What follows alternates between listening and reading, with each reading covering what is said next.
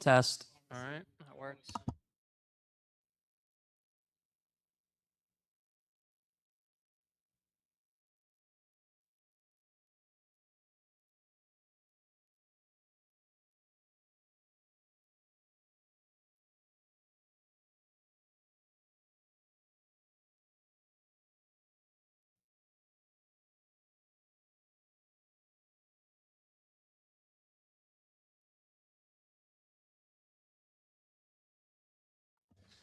Actually, oh wait, let me give Lisa a chance to say.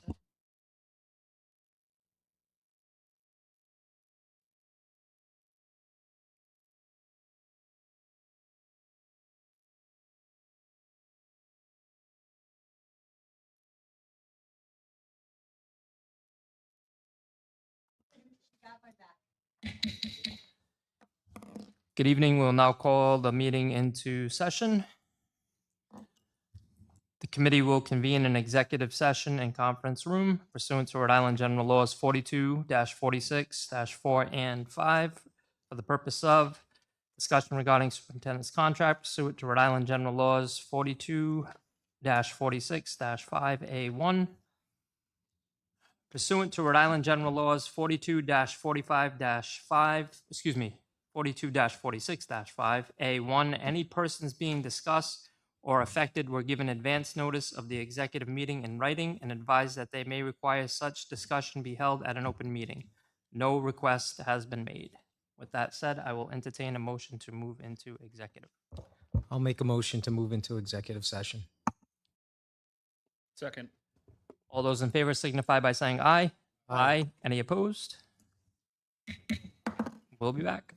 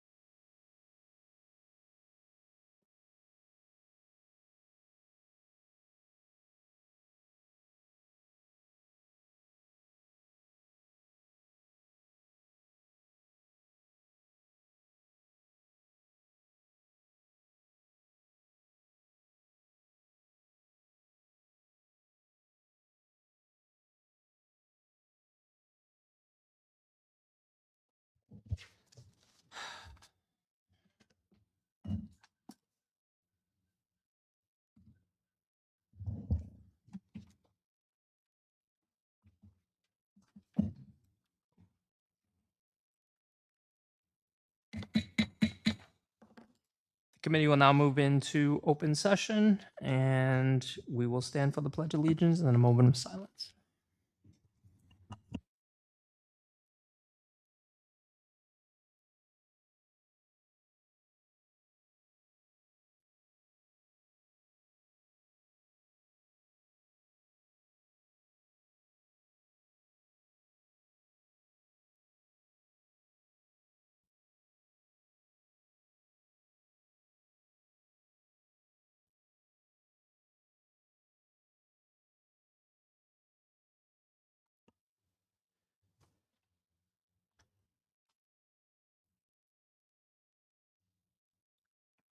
There were no votes taken in executive session. I will now entertain a motion to seal executive session minutes. I'll make a motion. Second. All those in favor signify by saying aye. Any opposed? The ayes have it. Next item.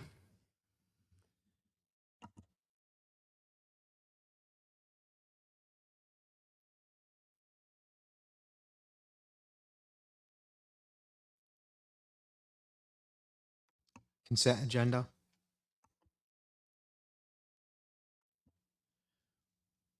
I will entertain a motion to approve the consent agenda. Through the chair. Yes. Dr. Ferrin, I wanted to just quickly touch base, if we could, on the current enrollment for school year 25 to 26.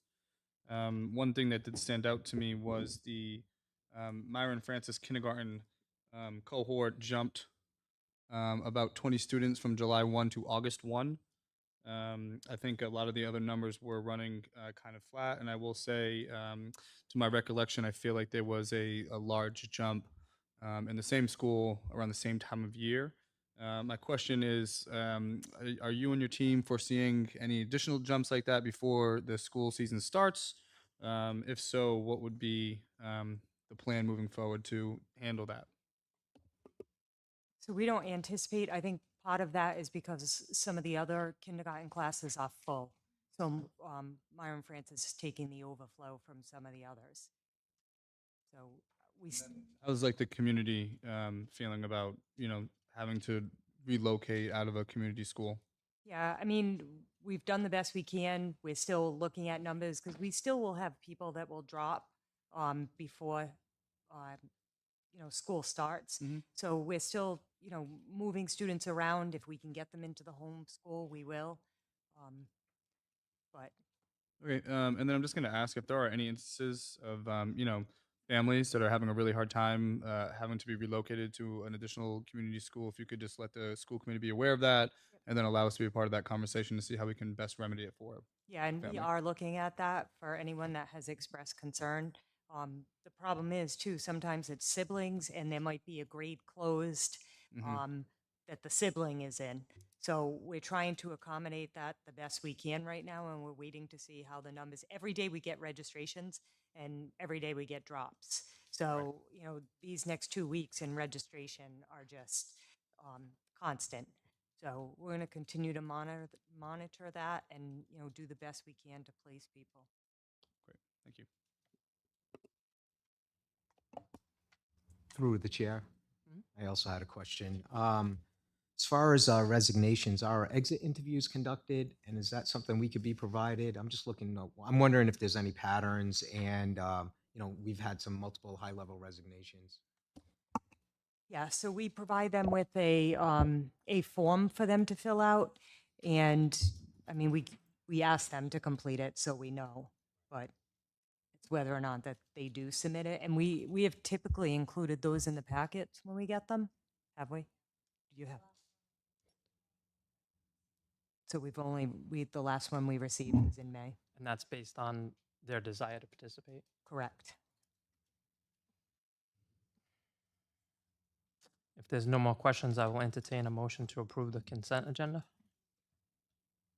I'll make a motion to approve the consent agenda.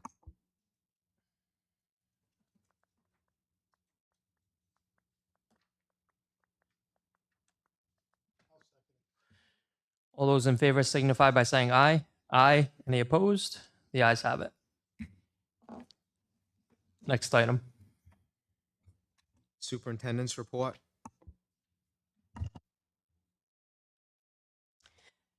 So, as you know, we worked with the union and our administration and teachers throughout the district to develop a safety matrix for the district. So Mrs. Benedetti Ramsey is going to discuss the process. You have that in your packet, that document. It was a year in the making. And again, it's a work in progress. So that's our first draft of it that we'll be implementing this year. And we'll be collecting feedback as we go along. Thank you, Dr. Frand. As she has indicated, this has been a year-long process that started as we received and were going over the East Providence Code of Conduct. So everything that we did was built upon and around making sense of and giving examples for the Code of Conduct. So this was a collaborative committee. It consisted of administrators, union members. We had one non-certified individual. We had deans, and we had central office administration. We met numerous times throughout the year, sometimes more than monthly.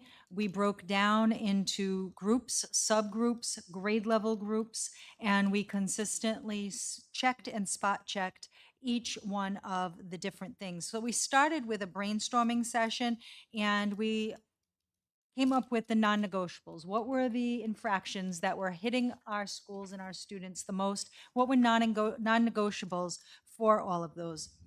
Then we went out and we looked nationwide at other behavior matrices throughout the country. We found things that we liked from many of them. Collectively, we worked together. We made an East Providence one, of which we're very proud, and that you have a copy. We defined and agreed upon the major and minor events. So we talked about what's a major event, what's a major infraction, what is the natural course of action for that. What was very important to our group is to infuse restorative practices throughout this. So it's not just a behavior matrix, it's really the opportunity for us to develop and cultivate the relationships that are oftentimes broken. So if I'm a student and I do an infraction or I commit an infraction in the class, that relationship is oftentimes strained between the teacher and the student. So restorative practices, which are infused throughout, identify the opportunities for teachers to have an integral part in restoring that action, that behavior. So it's not just get out, go get your consequence. It's more like the teacher has a part of that conversation, gives them activities and opportunities to impair and empower them to be a part of the repair of the relationship. So each part of the matrix does have suggestive restorative practices that accompany the consequences. So there is a new requirement that we'll be bridging toward, as Dr. Fran did say, that this is the phase one of a lot of work. And the Department of Education has now asked us to establish a single district-wide team that will address district-wide student safety and behavioral health. So our next phase of work is going to infuse the behavioral health, and it's going to work very closely with school improvement teams to improve general student safety and behavioral outcomes. So this will have a comprehensive, there'll be some policy revisions that our group will now make recommendations to the school committee for accessing mental health opportunities. So that's the next phase of the work. So with this year-long process, though, we've already shared it with principals. Obviously, everyone that was on the design team has it. We've cross-checked it and checked it again for consistency. So something that is a big deal at the middle school is also a big deal at the high school. So there's some consistency throughout. The principals have seen it. They've provided feedback. We've made some changes based on their feedback. The matrix is going out in our staff newsletter tomorrow, so our staff can get a head start, look at it. And we're also rolling it out very formally through the Professional Development Day, and teachers and principals will have a time to interact with it. So the full launch is by building levels in a couple weeks. So we're incrementally sharing that out. So that's the process we followed, and you have the most final of all documents in front of you. However, if we can consider it a draft, we probably should.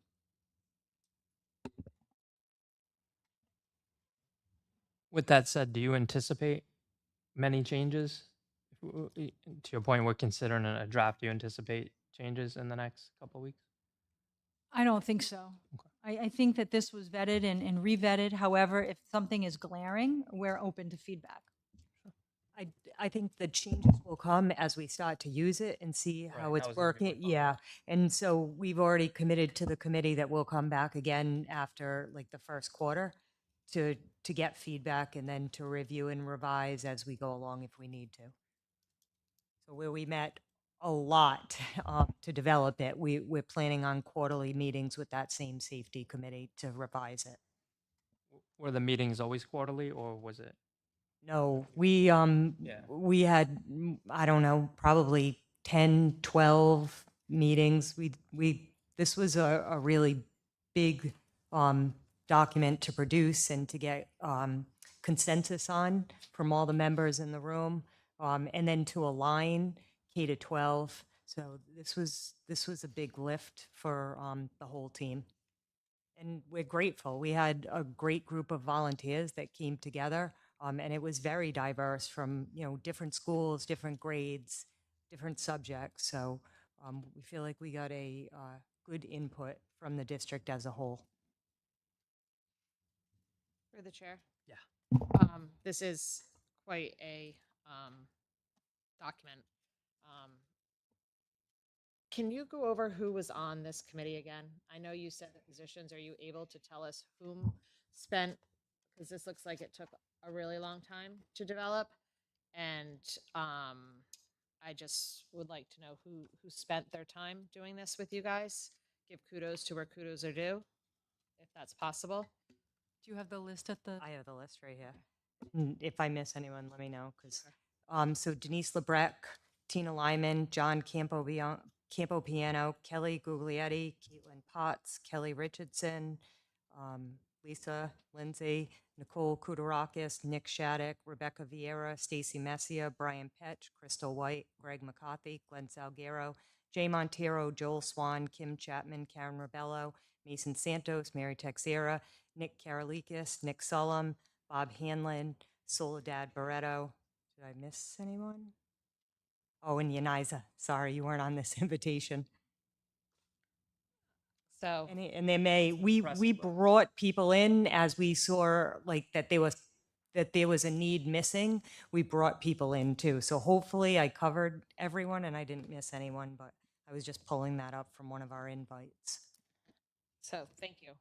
I think it's time that we start giving kudos to the people that are spending their extra time on projects like this.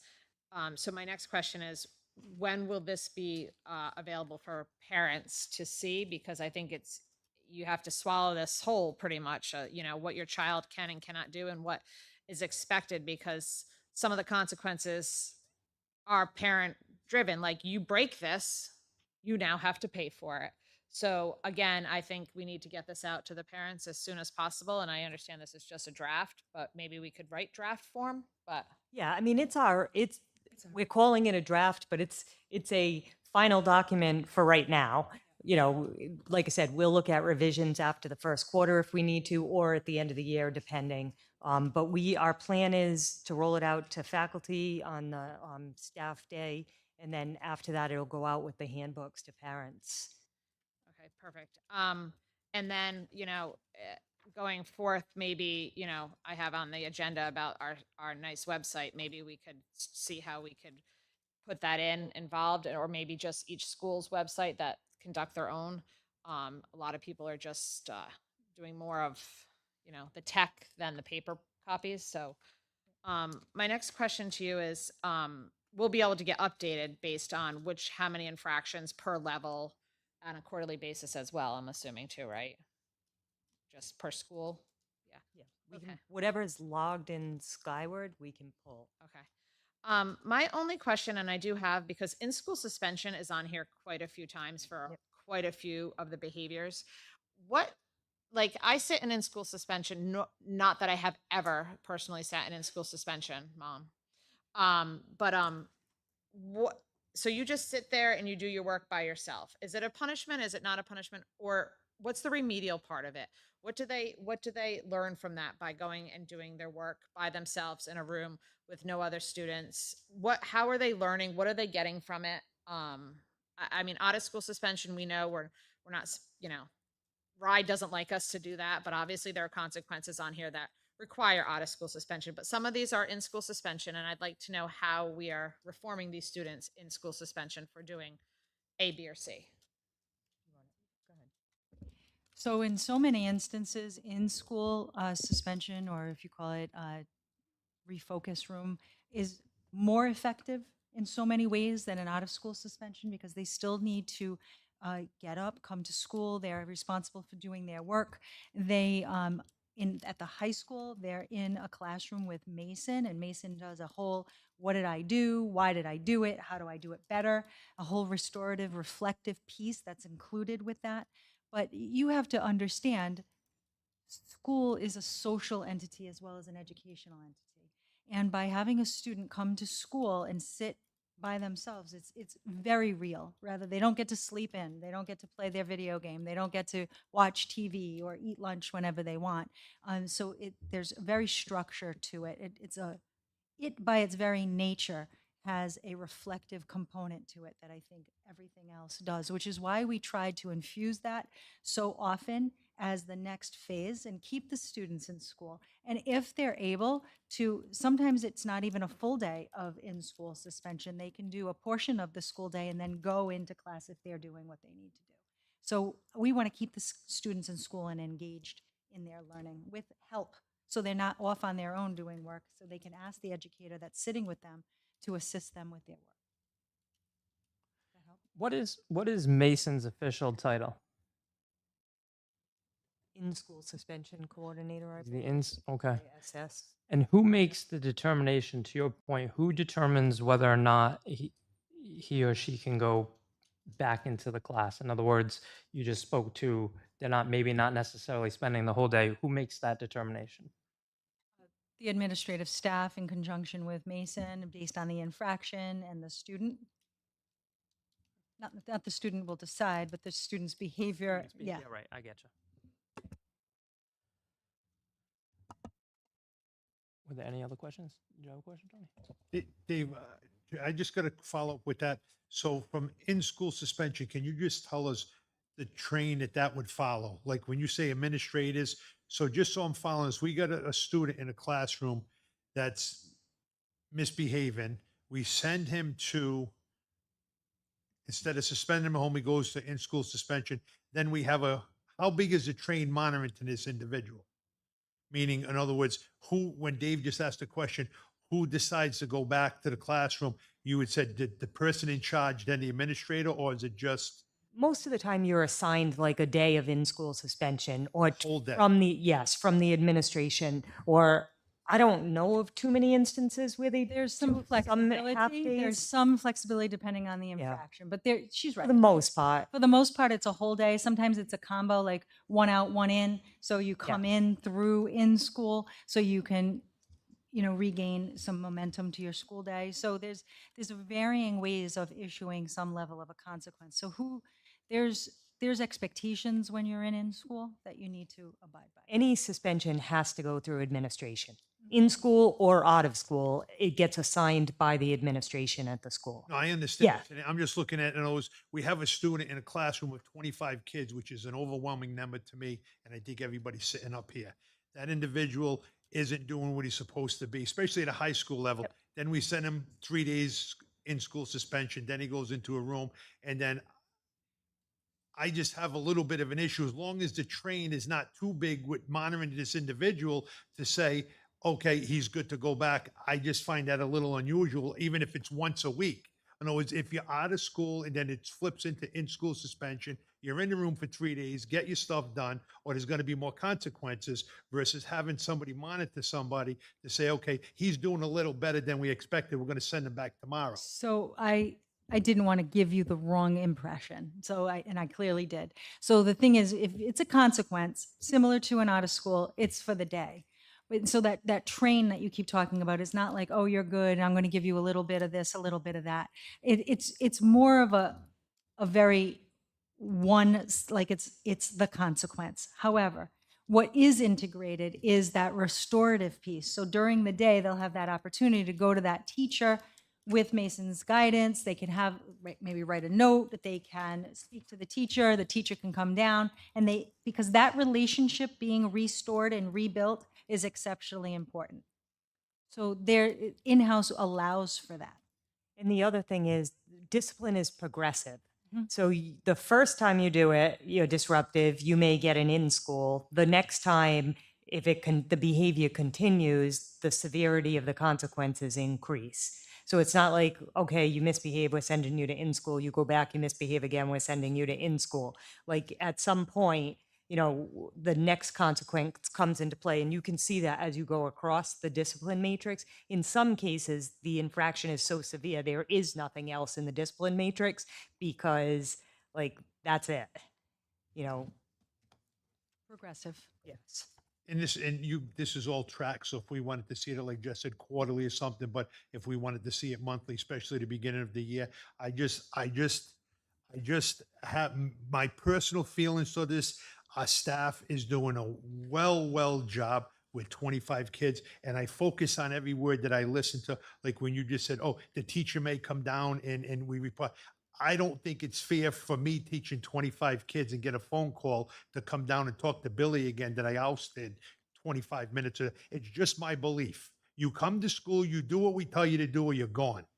And with teachers teaching 25 kids, that's an overwhelming task that, just my opinion, I think they're doing a great job. And I just want to make sure that we're there to support them on the whole 25 kids. If we have an issue, we have to find a way to deal with it somewhat without engaging the instructor, the teacher, or asking them to leave their classroom or taking their personal time to come down and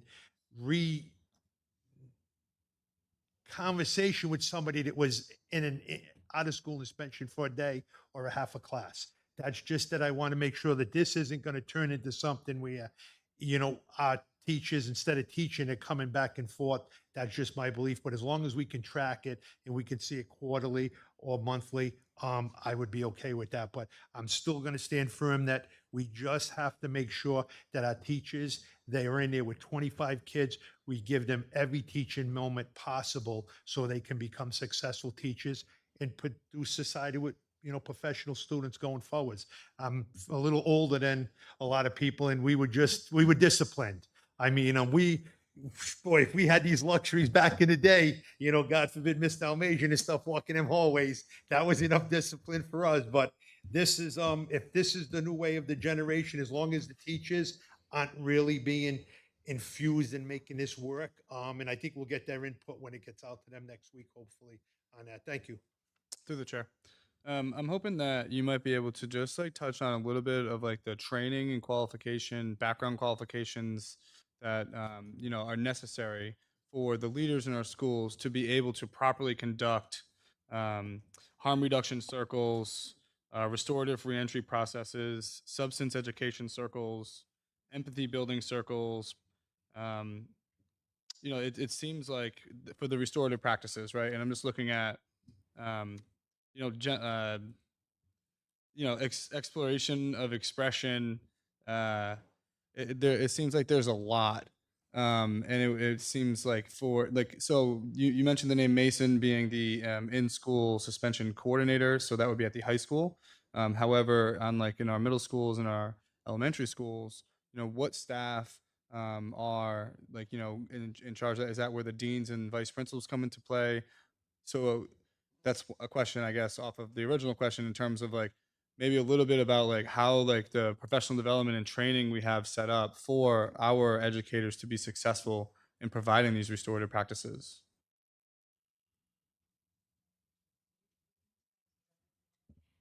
So a lot of that comes out of our SEL integration. Our social workers are very instrumental in that work. And all our schools have a tier 1 social emotional program that they're using. Many of those terms that you pulled out are from conscious discipline, and some of our schools are using conscious discipline. And I am thinking those were heavy on the pre-K to 2. because pre-K is very, very integral with conscious discipline.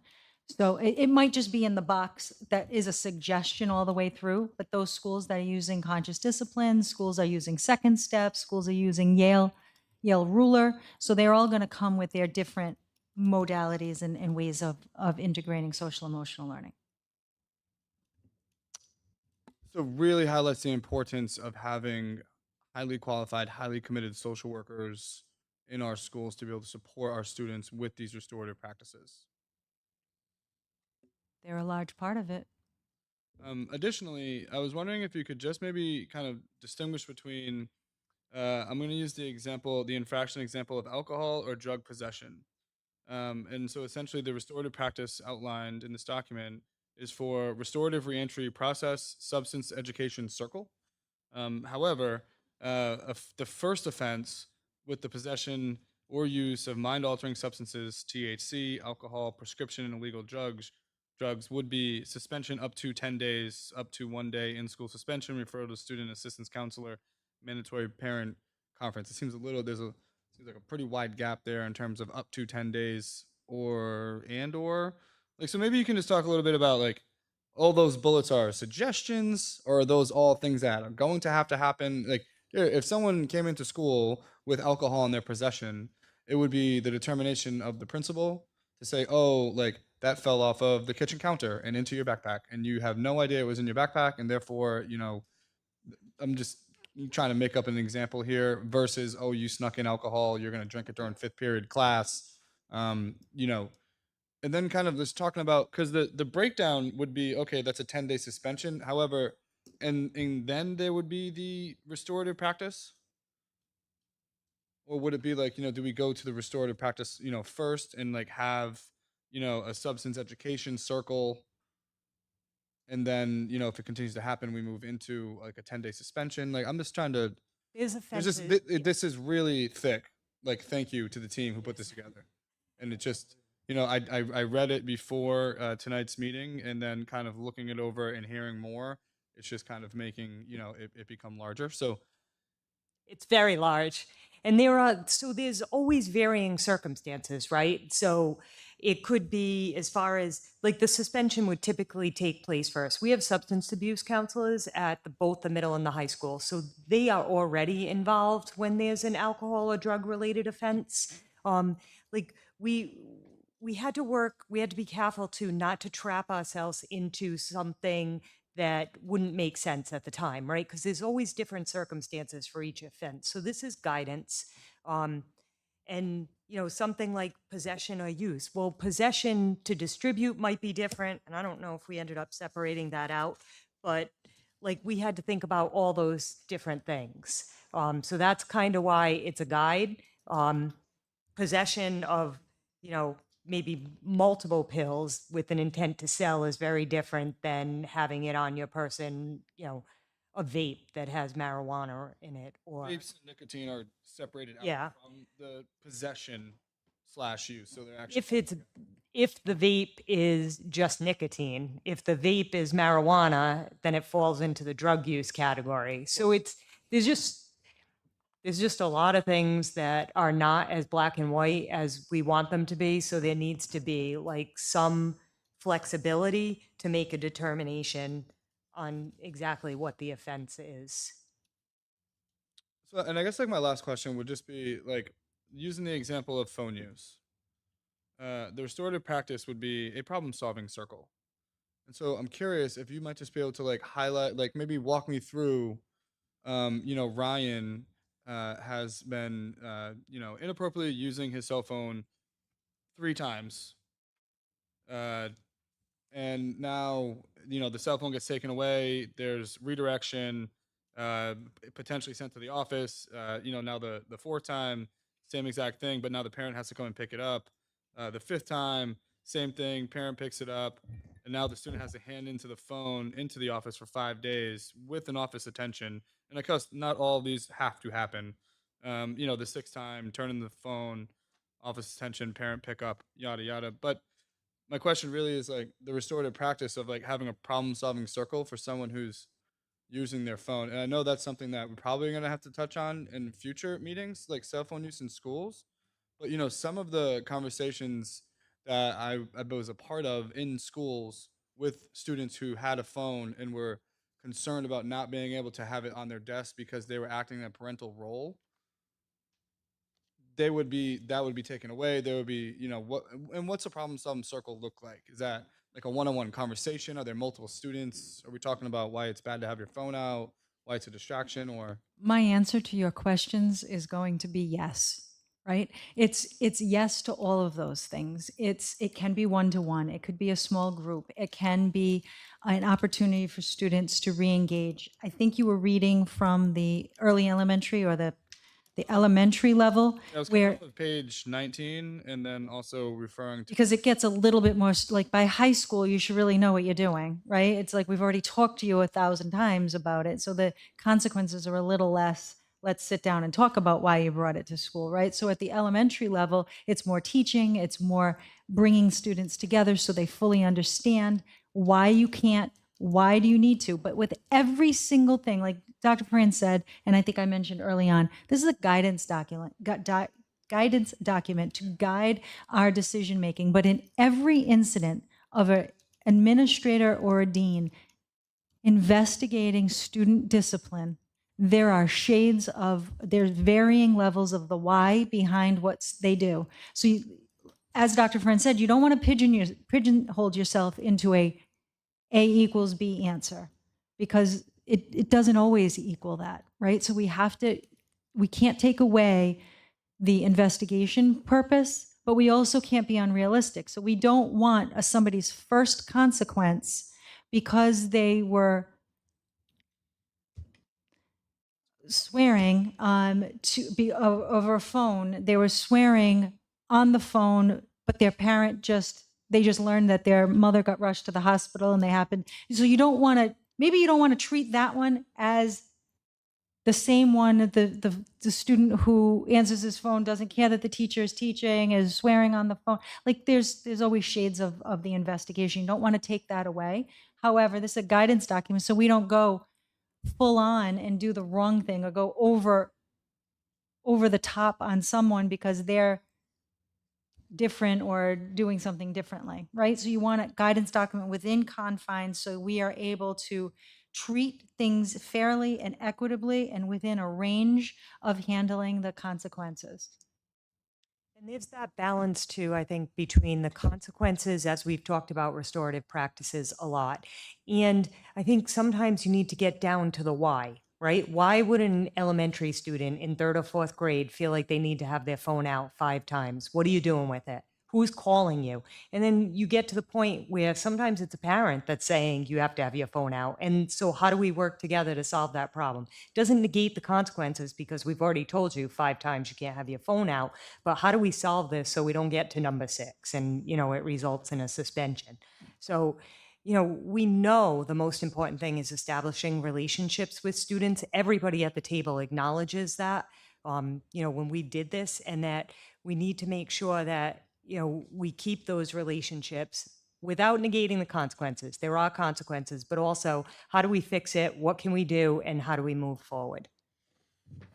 Again, like Lisa said, in high school, we're not going to tell you 5 times to put your phone away. You already know, right? But why is a third grader pulling their phone out over and over and over again?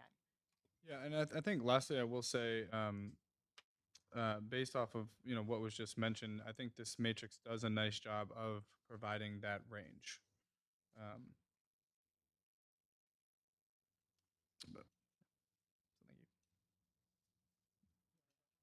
you.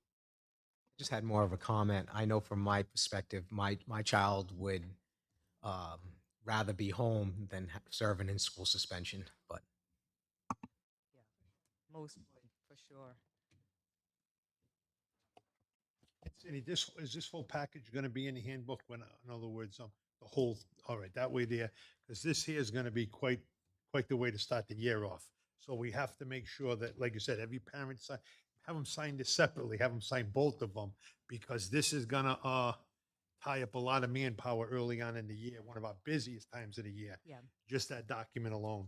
We went back and forth about, because initially we had them all separated and it needed to be comprehensive. So we put them all together and we looked at the flow of them too, because sometimes you look and you're like, wait, what's happening at the elementary and the middle and the high school don't align. So how do we, we had to reach consensus about what are people comfortable with and how can we bring this, closer to the middle as we develop it.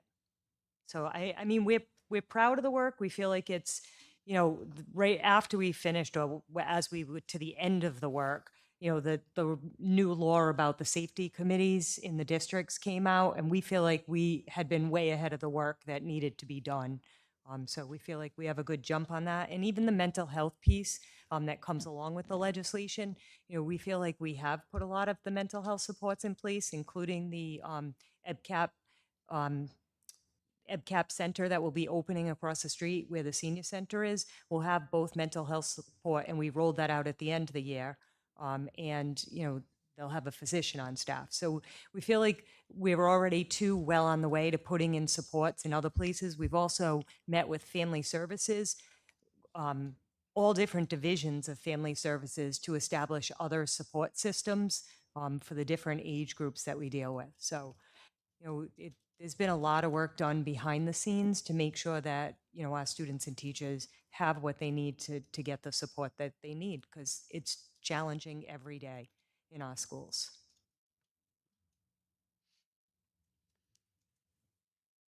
Lisa, thank you for that presentation. Very informative. Welcome. Next item.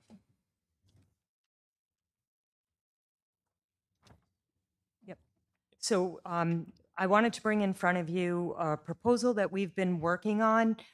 It is a paraprofessional apprenticeship program. So in partnership with Building Futures, the Institute for Labor Studies, Rhode Island College, NEA, RIDE, us, Central Falls, I believe Cranston, we are looking at creating a apprenticeship program so that we can grow our own teachers in the district from paraprofessionals. So what we're hoping to do, and this is brand new to the state, is that we're hoping, and it's the product of a couple of grants that the Institute for Labor Studies received.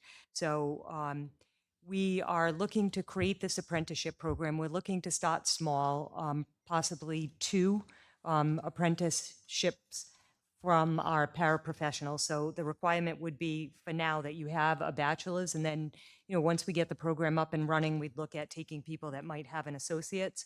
So it would give them an opportunity to get their transcripts assessed at Rhode Island College. There's support that's going to be hired specifically for this program.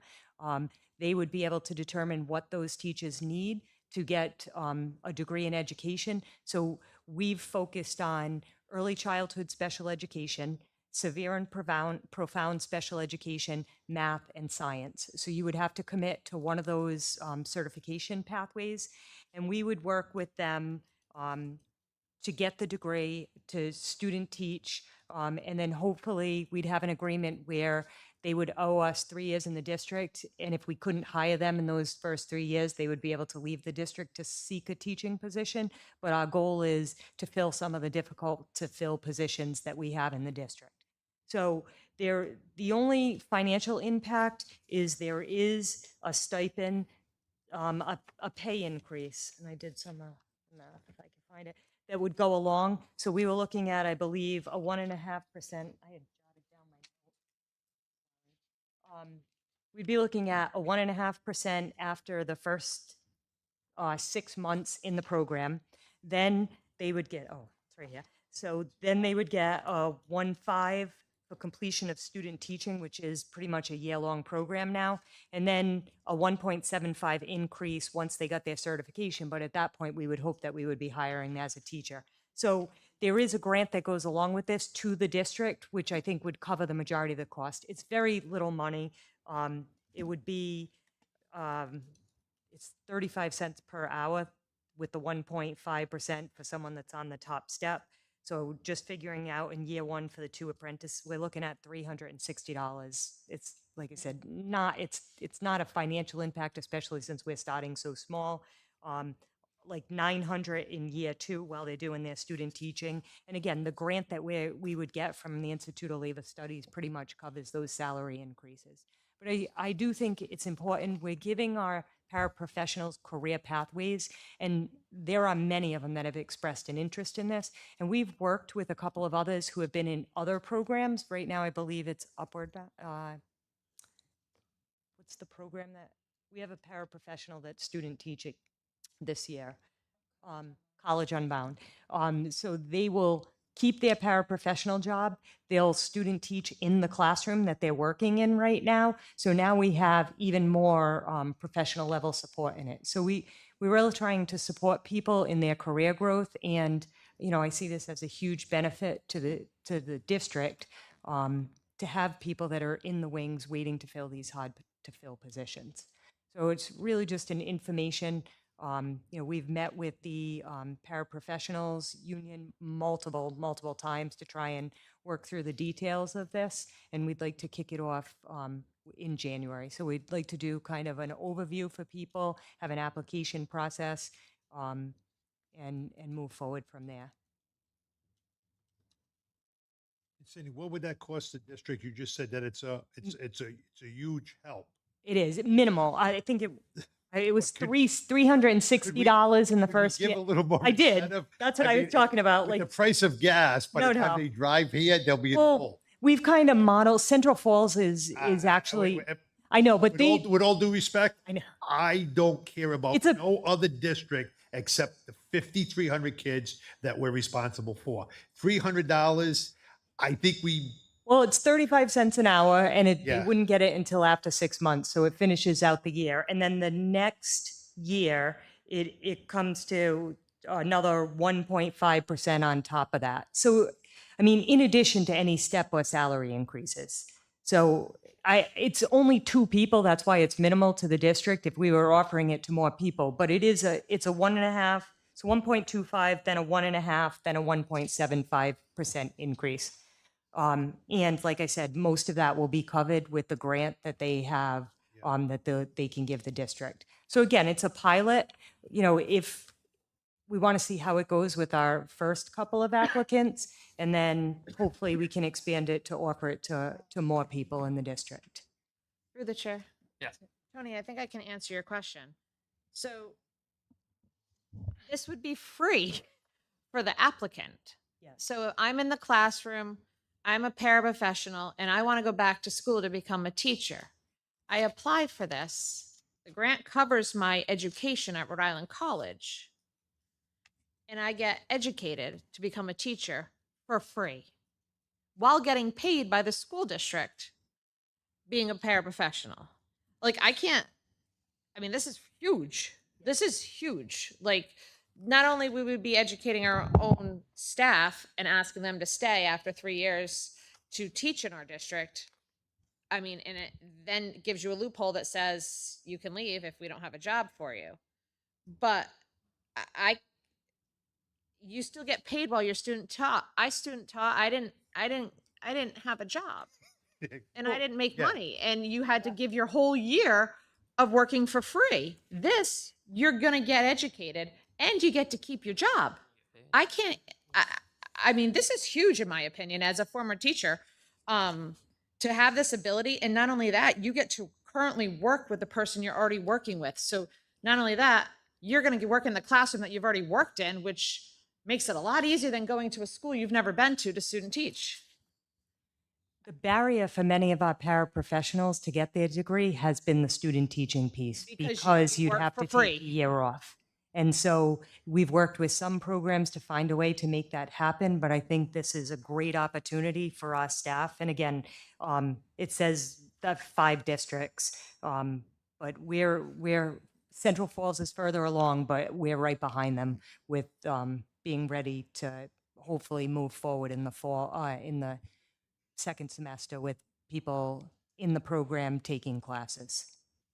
I just have one quick question, and I don't mean to be a Debbie Downer. I just want to confirm something. So if I'm a paraprofessional in a classroom and I'm student teaching now, who is covering my paraprofessionalship job? Yeah, so the teacher, I think we're going to have to work it out with the teacher too, and there's going to be some agreements with the teacher in the classroom. So I think the teacher would continue to support Okay. in the classroom, and the paraprofessional would have more responsibility for the educational piece. So it'll be a partnership, and again, a little different from typical student teaching, but I truly believe we have to look within our district to support people in growth. To, and that even goes back to why we've switched over to assistant principals, because now, we're growing principals in our district. So when we do have vacancies, we're not competing for the same people out in the community. We're keeping our own. So I'm excited about this for the people that are going to have an opportunity to get their teaching degree, which they've wanted to do. Well, thank you, whoever brought this to our Yes. district. Yeah, That's really, a this is huge, it's a fantastic. huge plus, and I really hope the only problems that we have from this is that so many people apply, we just can't pick two, because that's great. Good news. Thank you. Thank you. Next item.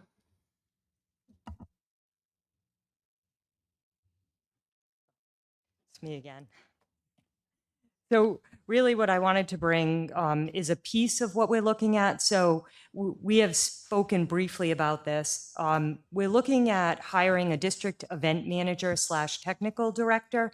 The position would be completely funded through outside organizations renting the building.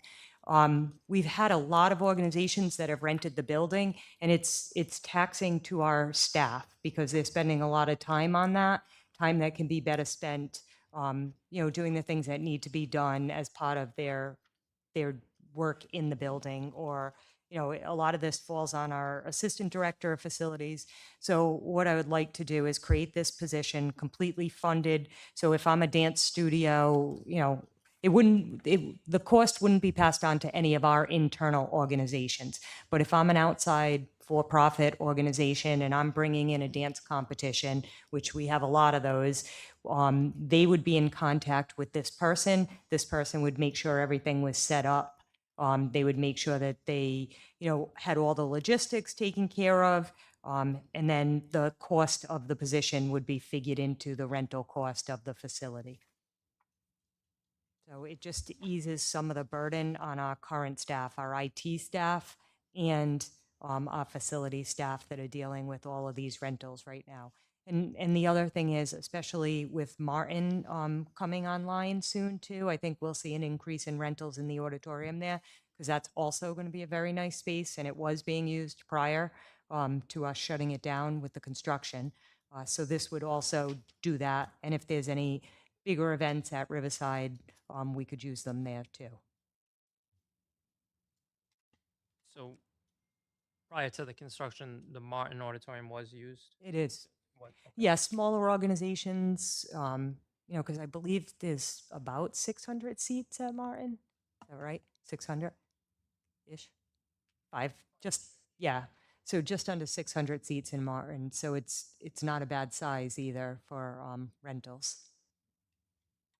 Through the chair. All right. Sorry. Just cut me off. Sorry, I said it first. No, just really quickly. Is this a full-time position No, by the hour. by the hour? How many hours a week do you project this position would hold? I think it will vary the time of the year. Like we see a lot of rentals spring, early summer. So I think it would be busier then. How many hours over the course of one full year do you project this position to hold? Yeah, I think it's hard for me to say. Well, no, I guess my final question is really, I hear you when you're saying that this position would be fully funded through outside events. However, the current revenue we receive from outside events is already into our budget. It's in addition. So you would be charged for the facilities manager. So every rental, if this was to become a reality, every rental moving forward would have an additional charge of their pay rate attached to that contract, and Yep. therefore every dollar amount over, like, so this would be fully covered by new revenue. Correct. And I don't anticipate, like, if you're a small rental event, it may be 2 hours a time that you communicate with this person. So it might be $90 on your bill. Some of these major dance competitions that we've had, they're there Friday, Saturday, Sunday night. And the demands that they have or like the needs that they have are a lot. So, we're seeing our own manpower go into that, and it's just a lot to handle. How would you project tracking this person's hours worked? If they're Yep. those renters, I'm sure, are doing off, outside of 9 to 5 hour emails. Would this person have their own office space? How would we know? How are they clocking their hours and tracking their work? Yeah, so we would do timesheets. It's almost like what we do now with overtime for these events. So we would just do timesheets for them, and they would just log that time. And we would try to put an estimate, and I think we're pretty good at knowing, like, an event this size is probably only going to require an hour or two of logistics, and it's meeting with the person, because there's a lot of times when the facility staff has to meet with the person ahead of time to go through the building, give them a tour, figure out all the things that they want. And then, morning of, there's changes. And so someone coordinating that. I don't anticipate this is someone that's going to stay at the event all day. It's more of that coordination, because we have overtime at the event that they pay. So it's just getting everything coordinated so that our people are not running that anymore. And then lastly, would there be any benefits attached to this? No. You good? Thanks. Through the chair. So, you just two different things. District event manager, technical director is what the title is in front of us, but you just mentioned logistics manager, because I think a district event manager / technical director is someone who's going to be there for the entire program of my dance studio. So I rented the studio. There's someone there at all times. I'm paying somebody to be there at all times. If I have a problem, I'm going to go find them. I'm going to make sure that they're supervising the event, that there's no incidences. Like, that's how I see that as an event manager / technical director. A logistics manager, what you just said, is someone I think who's going to answer the phone, get me booked, get me this, make sure that's, the custodian staff is there. But I'm confused, because there is some technical stuff that they're going to need to know. So I guess my question just comes down to, is there somebody that we already think is going to apply for this job? And are we looking for our own people to be applying for this job? Like, is this something that I could apply for? Anyone can apply for it. Like- We're going to post it. If it goes through, we're just going to post it. We don't have someone in mind Yep. that, Like, There could our might be staff. custodians, Right. That's what I'm asking. Like, right. can a teacher Yep. apply for this, or It's- someone, like, are we going to do this internally first and then externally, or how are we going to post this? We'll post it on School Spring externally, and I mean, we'll put it out there internally, but it's not a union position. It's not. So, I mean, we need somebody that has the qualifications to fill it, but we don't have anyone in mind. It might be, a maintenance person or a custodian that has the knowledge, the technical knowledge too. That's what we're also trying to do, because it's become also a heavy burden on IT. So, like, we need somebody that understands the system, that can help, navigate and troubleshoot. And we also need someone that can coordinate the logistics. So I this don't is- this know is- if there's, yeah. we'll see if there's the This right is person not out there. The job description in front of us. We can get a job description, because obviously, like, we need background checks. We can't just let anybody in our building, all that stuff. Yeah, needs this to is the happen. duties. Yeah, That these all are happens duties. out of the hiring process. Okay. So just to confirm, whoever accepts this position reports to you directly? Yeah, superintendent and or her designee. So, it'd probably be a combination depending on what the needs are. So it would be working with Diana, it would be working with Danny or Steve, and it would be working with Patrick and John, depending on what the needs are. So it's kind of like a coordination of a big effort, because all three of those departments are dealing with rentals right now. Gotcha. Thank you. So we're just trying to streamline the process and take some of that work off the people in central office that are already carrying that load. Cindy, are we looking to vote on some, because I'd like to sit down with you a little more on this, just from a few points that, everybody had brought up here. Jess brings up a very good one. The way that this is looking now is that I want to rent the space. I call up, I spend 2 hours, it's going to cost me $90 extra, and then all of a sudden I'm home watching TV, 300 people show up. Where's the guy that I talked to on the phone? Yeah, and that depending on the size of the event, you may have to be there in the morning. Like you may be there to set up and you may be there to break down. I think it's going to depend on the event. A small local dance recital probably just needs that initial coordination. They rent every year. Again, like we have varying size events, right? So I think it's gonna depend on the event, how much support they need. And some places might say, I want someone there all day. But they have to understand that there's a cost to that too. But that's what I'm saying. So Yeah. whoever takes this position may be on call, say on it, because this is Yeah. being rented around the clock. Correct. Saturdays, Yep. Sundays. So in other words, that's where, like they said, can we just, when the job description is made up, I just like to take a look at it and still go over a couple more items because this, which we know the building is making money, but that's a different issue. But the one thing that I don't want to see happening is that, because it seems every event that leaves here is unbelievable satisfied. Mhm. It's talked throughout, a lot of the state. What we do is state of the art for a high school auditorium. That is something that I never want to see go downhill. Right. But at the end of the day, our guys are taking a big beating on it, doing an unbelievable job. But I think that this may be a great idea, but I think it's got to be implemented more at a professional level versus just a guy that's going to get $45 an hour and then he wants to go out on his wife on a Friday night, but he can't because so this and Yep. if that isn't really clear, that could open the door for a lot of unhappy customers because they are our customers and stuff like that going forwards. Yep. And I would just like to see, meeting with you a little later, is what we bring in total for outside rentals to see if we could put somebody on full-time that would be able to be part of setting these up. In other words, if I'm the coordinator, I want to be able to meet with hypothetically Dave, see what Dave exactly wants, be there 4 hours, making sure everything is set up. Because if I meet with Dave and Dave tells me he needs A, B, C, and D, and I'm done with Dave after 2 hours, who relays to the crew what Dave needs, A, B, C. Yeah, that's all this person's responsibility. Their responsibility is to coordinate and make sure Yeah. the whole, a lot of what Steve is doing right now. That's, yes, yep. All right, so we can meet a little more. Yeah. Sit down with Steve. Yeah, I think I'm just trying to get approval. Like this was our brainstorming, between Diana and Danny and Steve and Pat and John. And, this was us sitting down and saying, what do we need to get this working and just to put something in front of you and we can tweak the job description before we put it out. All right, so are we, because like I said, I agree with this. I think it's fully needed. Like I said, I just want to make sure that are you looking to vote on this tonight? Because Just if we can have a vote to approve the position, we can put we can put a full job description. Again, like I said, this is just a list of all of the responsibilities. I mean, we can put the job description together. I mean, it doesn't have to be, or we can wait to vote. It doesn't,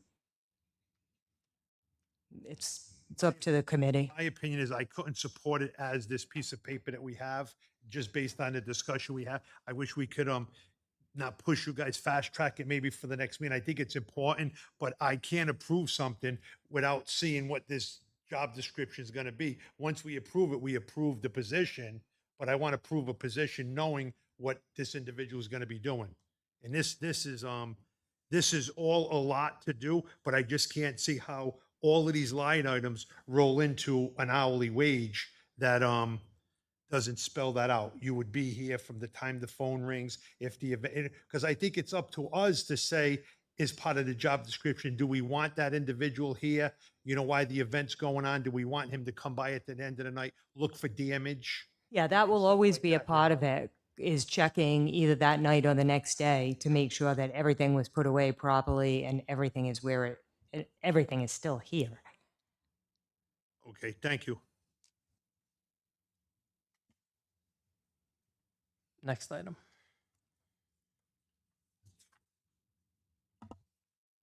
Facilities.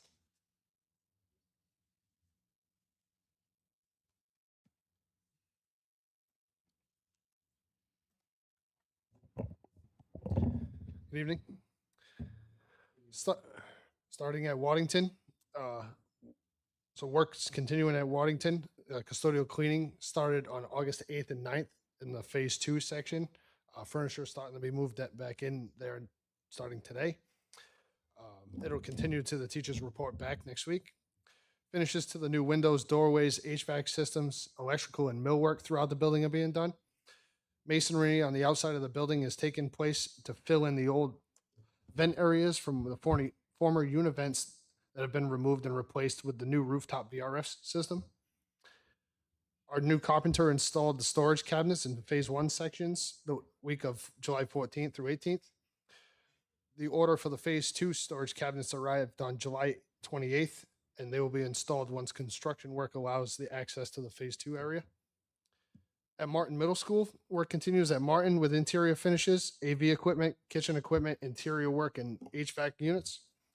The exterior is continuing with cementitious panels, roofing, and landscape preparation for sidewalks and paving work. The outside brick is being washed and graffiti removal is taking place on the existing gym and auditorium brick. And the temporary parking is now being formed on the Brown Street Hill. At the high school, the steel building project is nearing completion. Assembly and electrical have been finished. Installation of 3 garage doors and a side door is the final piece left to complete. I have provided quotes in your packets. We previously went out to bid for the doors with no results, so I got these quotes from our MPA list. The appropriate signage for public use of the tennis courts has been installed. I'd like to thank Dave Laughlin from the city DPW for making us the signs. The set of courts closest to the administration building is now open from dawn to dusk without any prior school engagement overriding public play. At Francis, we installed 2 new univent heaters in both kindergarten classrooms. At White Neck, we also installed 2 univent heaters in rooms 1 and 2, completing that school with all newer units. Over at Orlo, the drainage pipe under the parking lot was repaired by Chris Grant Excavating. The old clay drainage pipe had collapsed and 45 feet of new piping was installed with cleanouts.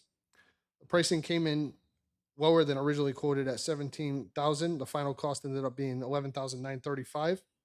And this is partially reimbursed through the RIDE emergency funding. Over at Hennessy, we installed 2 new electrical lines to help combat overload and breaker tripping in the kindergarten classrooms. 3 brand new dishwashers have been installed at Hennessy, Orlo, and White Neck. They will be up and running for the start of the school year, and scheduled startup is on August 15th. Playground inspections took place mid-July. The Rhode Island Trust found no major issues, and the reports have come back to the district. We'll be looking to provide new mulch for the playgrounds. I received a quote from Northeast Tree so far for $15,000. We're looking to install it in-house, and the superintendent and assistant superintendent have been looking into a grant to supplement the cost. At Ken Heights, we are going to install 2 shade sails in the kindergarten playground that were previously in the old Martin pre-K playground to provide shade. We'll be having the city DPW remove the poles, which they did, and from the playground, and our maintenance team will reinstall at Ken Heights. The Rhode Island Trust grant I received, which provided funding for mirrors, have been installed by our maintenance team through the rest of the district to help combat any hallway-related issues as a line of sight around corners. At White Neck and Francis, our in-house electrician replaced the outside lights with new LEDs above all the entry doors. Our painters have made repairs to the high school bathrooms that were vandalized. We're trying a new product that allows us to wash markers and graffiti off the walls easier. And the paintings are also giving Silver Spring Teachers Lounge a facelift, along with Riverside Middle School main office. The paving projects have began at Orwell. A Rhode Island DOT project in conjunction with the city DPW has arisen at Hennessy. With the plan from the work from Rhode Island DOT, we may be pushing out the paving to 2nd and moving on to 1st, which has happened. Both schools were dig safe and are still set to be finished with paving for the start of the school year. I'm awaiting the schedule for Pawtucket Hot Mix. Now with the change to the Hennessy project, it's probably going to get pushed later into the fall due to the stormwater mitigation project. All annual inspections are to be completed this month. Fire alarms, sprinklers, boilers, life safety, and building inspections for the start of the school year. They actually happen today. The new district-wide building management system for our HVAC is set to be installed by Airmasters. This will be taking place throughout the school year, and the material has been ordered and will start next month. The new HR offices at administration have been completed, and the staff has been moved in. And I have requested quotes for trees to be removed at Waddington that we're looking at. I've only gotten one quote so far, and I'm reaching out for more. I've also gotten a quote that I provided in your packets from AA window cleaning for the high school so far. It came in at $9,975 for all the exterior window cleaning. And continuing cleaning, the summer cleaning continues throughout the district, and everybody has made great progress and worked hard on some very hot days. We are getting close to finishing with Oldham and Wadding last to do. Due to the summer school and construction, the big push is on now to get everything ready for the start of school. Question? Thanks, Danny. With regards to the 6 trees being removed at Waddington, I assume that those are 6 unhealthy trees that, Yes. okay. So the one that had fallen in the thunderstorm that Yep, time in I the remember. back, Yep. the 3 that are around that are also rotted, and one is closest to the fence is slightly leaning towards the lady's house on the corner. So it's those 3 trees, and then on the library side of the front of Waddington, where it says LSM Waddington, it's those 3 massive oak trees, which is just an alternate. Now, will this project include the removal of any branches that are deemed ready to fall, like unhealthy trees? Will they be able to, in other words, will they be able to clean up all of the trees? I guess basically what I'm saying. 'Cause- This was specifically just for those Just- 6. okay. It does include the stump grinding. They're gonna take the stumps out. If you would like, I can get another quote for trimming tree branches, or I can definitely go to the city and ask them to go through. Yeah, if we could do that, just because I've gotten Yep. some calls about the branches and, you know, Yeah, when I spoke with that- Tony the other day, he said the same thing in that parking lot. Thank you.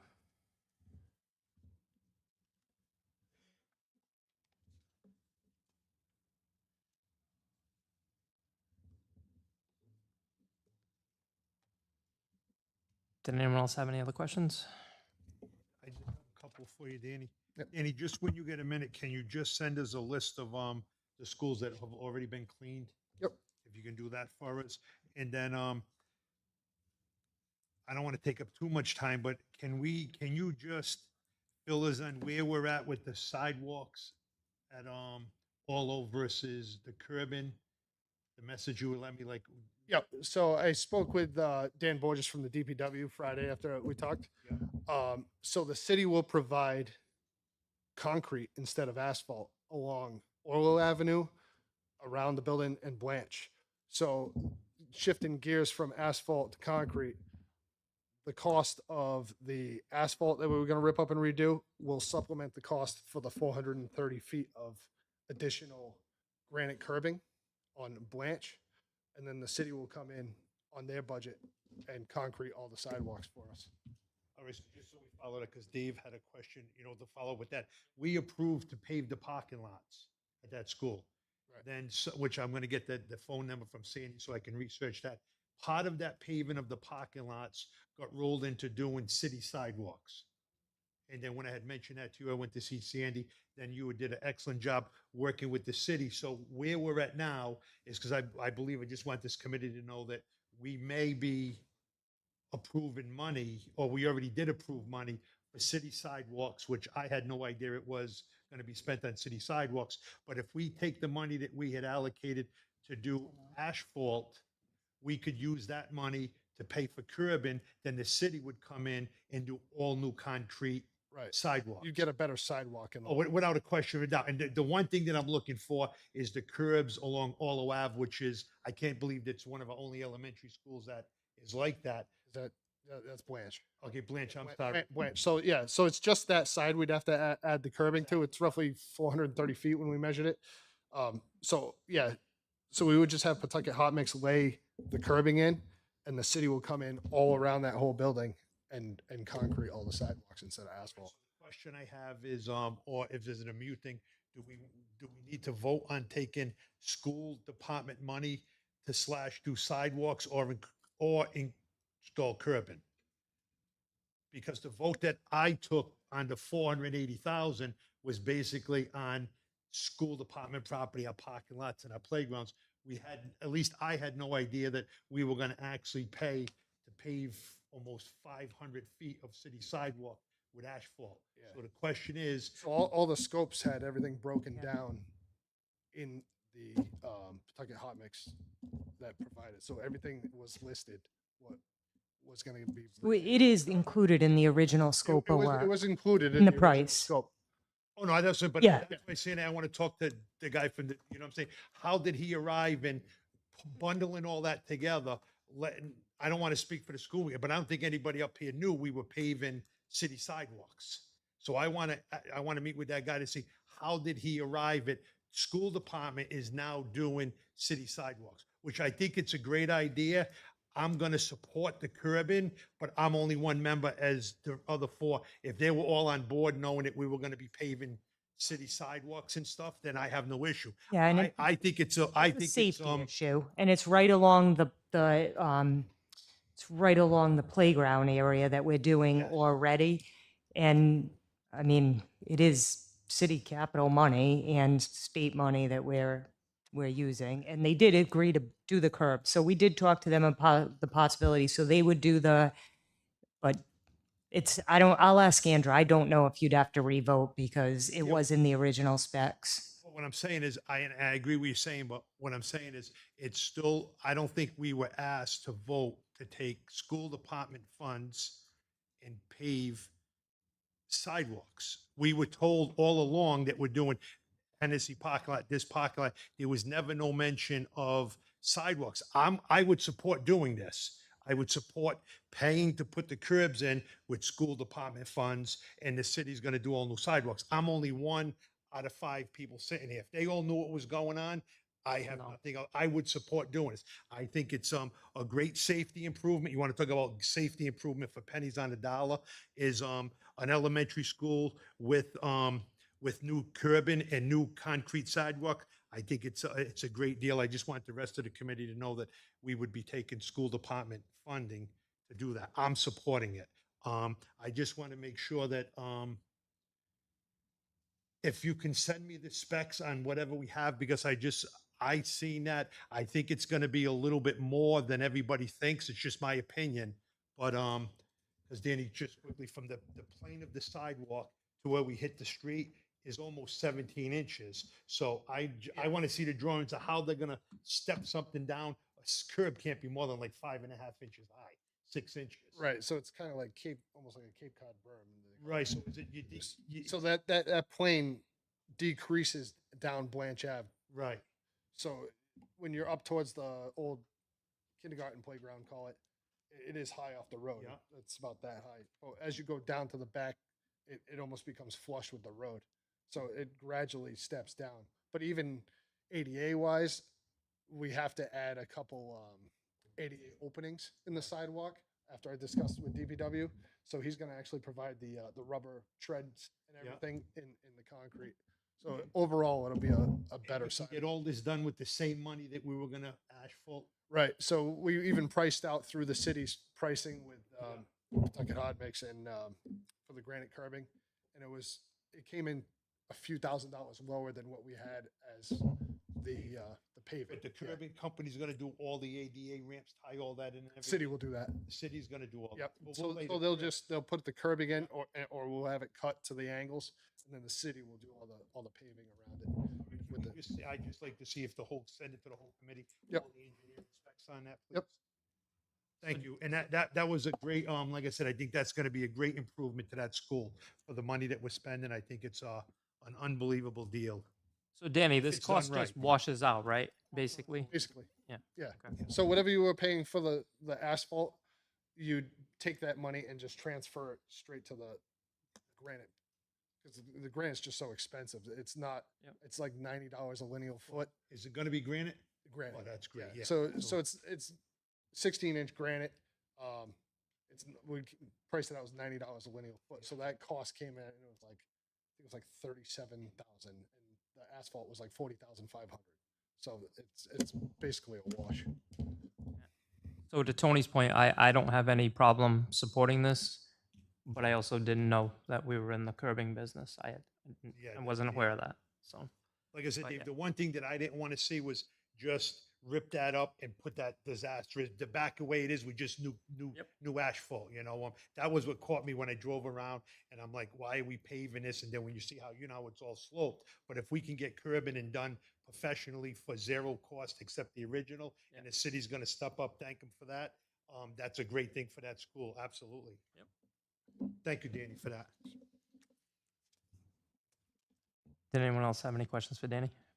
And one more question, Danny, if we can still just, within the next month, give us a follow-up, what do you think we should do for, cleaning of all the vents in the schools? I know it's a big number, especially the high school, that number, I don't quote, but we're over $100,000. 125,000. 125,000 to clean that brand new high school. It hasn't been done in 5 years, but, that's just part of yearly maintenance. Yeah, I think that's something that would have to be worked into a budget. Yes.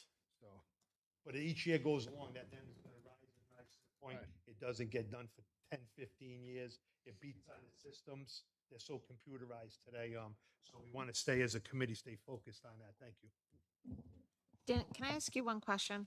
The two remaining schools, Waddington and Oldham, are we like going to bring everybody there to help do that? Because time is Exactly. ticking and I know teachers are coming in. Yep, it's all hands on deck situation So at this. we're gonna make sure that if I call you next week or I see you next week, that we really have everyone we can at both of those two schools. Absolutely. Shawmut also has cleaners coming in. Yeah. So all Both of those schools? No, Oh, 'cause to Waddington, okay. but we're Shawmut working on. owns- Both of them are Hold in my Yeah. ward, so I'm We'll just get them gonna- I'm done just with gonna- everyone. yeah. I got people that are completely concerned that, they're walking, their people are, I guess, videotaping the buildings, or their teachers are concerned that their rooms, yeah. So listen, I trust you. You say it, you say it.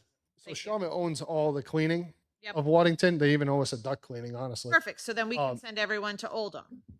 Right. So I have people at Oldham now. Oldham's already probably 75%. Don't say that yet, because I'm going in tomorrow, and if it's not 75%, you know that I'm gonna hear it, right? Yep. So Okay, so let's not say any percentage. Okay, let's just say, That's because I'm gonna go in, I'm going in tomorrow, and if it, let's just say it's looking really good. there okay. you go. Yeah. That's why I asked for the list of completed schools. I think I took the two that weren't completed, and I Yeah. assumed the rest were, but I'm going there tomorrow, so, I just wanna make sure that, that. So we had perfect. ESY there till last week. Yeah, I know. And we still, even at White Neck, we still have Boys and Girls Club in the Yep. school now Yeah, okay, until the 15th. perfect. So there's sections like the back hallway along the gym we weren't able to do because we got kids going back and forth to the bathroom and coming in and Listen, out. I trust you and I trust our workers, so There's logistics still. I just want to make sure that I can give the people that ask me the right information. I just do want to quickly just the tennis courts, which took a long time for us to finally get operating, have been in use. There have been people there, so I really want to thank everyone involved and I'd like to thank ourselves for getting that operational. And as of right now, I've heard that there's been no damage. So unless it happened and I didn't know about it, but Oh, there yeah, it are hasn't people been that using bad. it, and I'm very happy about that. So thank you. And Danny, just two more things regarding Waddington. Is Waddington going to be done, or is there going to be stages of work that's still going to be? Because this is what I'm getting the calls at, that this is the second year that it's done. When technically, is it going to be turnkey ready, that they're done in that building unless there's technical defects with systems? Or is it going to be crews in there at night? Are they going to be crews in there during the day with kids in there? That's the difference between done and working. So through the you're process. talking like substantially completed versus final completion. Yeah, the public don't understand that. They want to know Yeah. if it's done or it isn't done. So and there if there might be like testing of fire alarms and things like that, but they have to get that certificate before they can hand the keys Right. over. So I would say they're going to be done at that point. Besides the drainage in the back, Right, that was going to be the so next thing we're going so to. that's going to be starting, Yeah. and they're projecting that to be done the first week of October. It went from the end of September to the first week of September since the building They committee. say today they said last week of September, first week of October. I didn't hear the first week. I heard him guarantee it was gonna be done the last week in September. But we'll keep an eye on it. Oh, yeah. Yes. I'll go with last week of September also. Yeah. All right. No, I'm saying, Dan, like windows all in, ceiling tile, all of that will be done. Undone. All right. Yep. Thank you. They Thank you, make a lot Danny. of progress daily. Yes, yeah. And sometimes you walk in and it's still somewhat rough to look at, but By you the come end in of the that next day, day and yeah. it's completely different. So today they said October 3rd. So the end of September is the Tuesday and the 3rd is the Friday. So they gave themselves till Okay. Friday, October 3rd, All same right. week. Same week, Same week, just yeah. a couple of extra days. And they said by the Friday, the exterior drainage work will be Oh, completed. they're good. That's why we pay them a lot of money. Thank you, Danny. Thank you, Danny.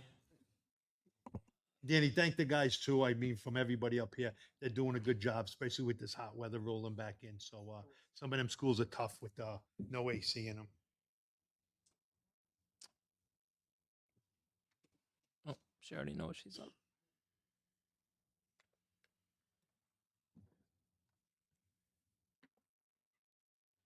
Good evening. Good evening, everyone. Just want to give you a brief overview of the updated financials for August, as of August 8th. I want to draw your attention to the 501 series. We're very concerned of where we're at.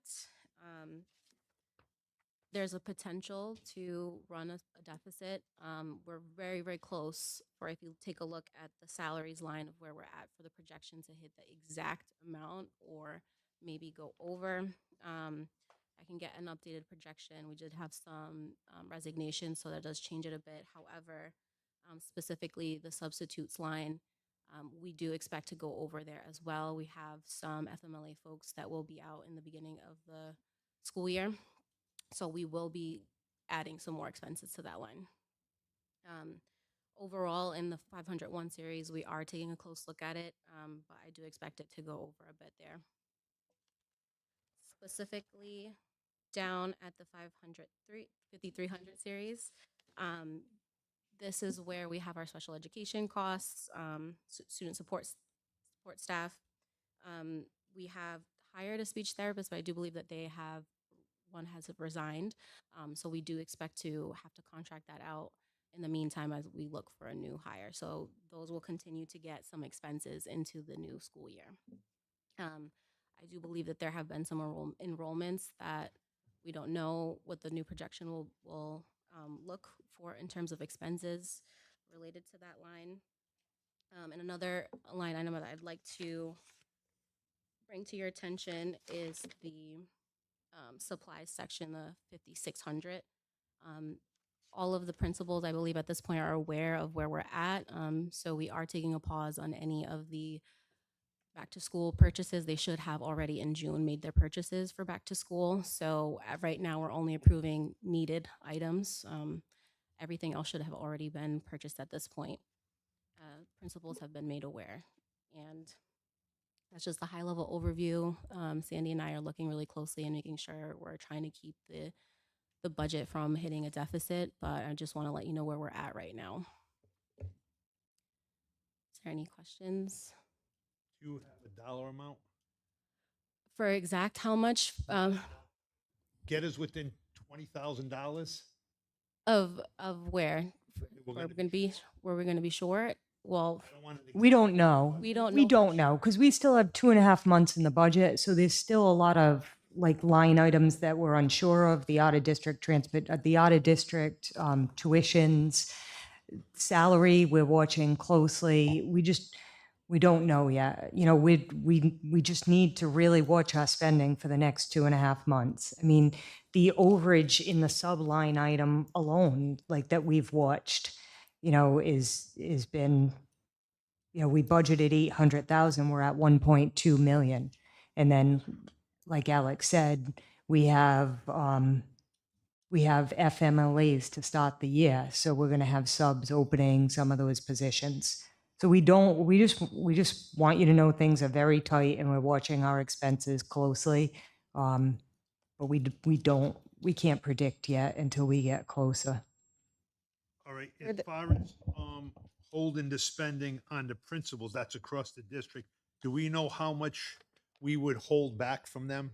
Yeah, we're going to look at every purchase at this point. They know they've ordered their school supplies to start the year off. So it's only till the, November 1st when we can open up spending again.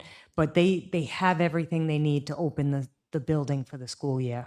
No, what I'm saying, Sandy, is, say if there was $1 million to spend throughout the district. Yep. We know how much we have that, you know what I'm saying? So so in the supply line item, there's only about 57,000 left.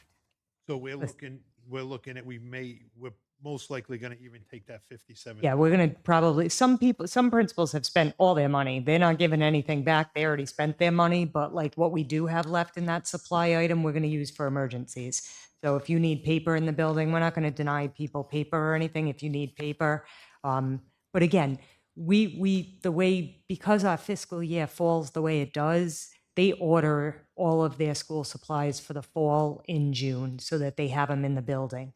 But we just, want you to be aware, we're watching every line item and we're concerned. When it comes to that spending that money, because you said some principals have spent it all, is there a timeline to spend it? Because what I'm gonna recommend might sound a little crazy, but I'm gonna say, spend, spend, spend. As soon as you get your checkbook, spend it. Because this is probably about the 8th or 9th year we're going after the supplies for the kids. And I'm against taking, I don't care how we spin it, how we say it, if a principal puts in a request, we approved it in last year's budget, that's because I believe that principal is honest and they need it. Now, sure, can we influence them? Can we tell them not spend it because of an emergency, because we got set? I respect all of that, but I respect my educators when they put in a budget.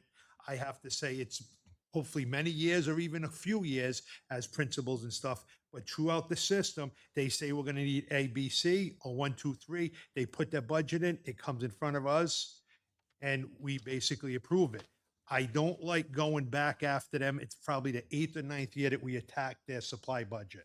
Again, they got what they need in June, they ordered what they need, and on November 1st, they can order what else they need. We're just asking them to hold for September and October.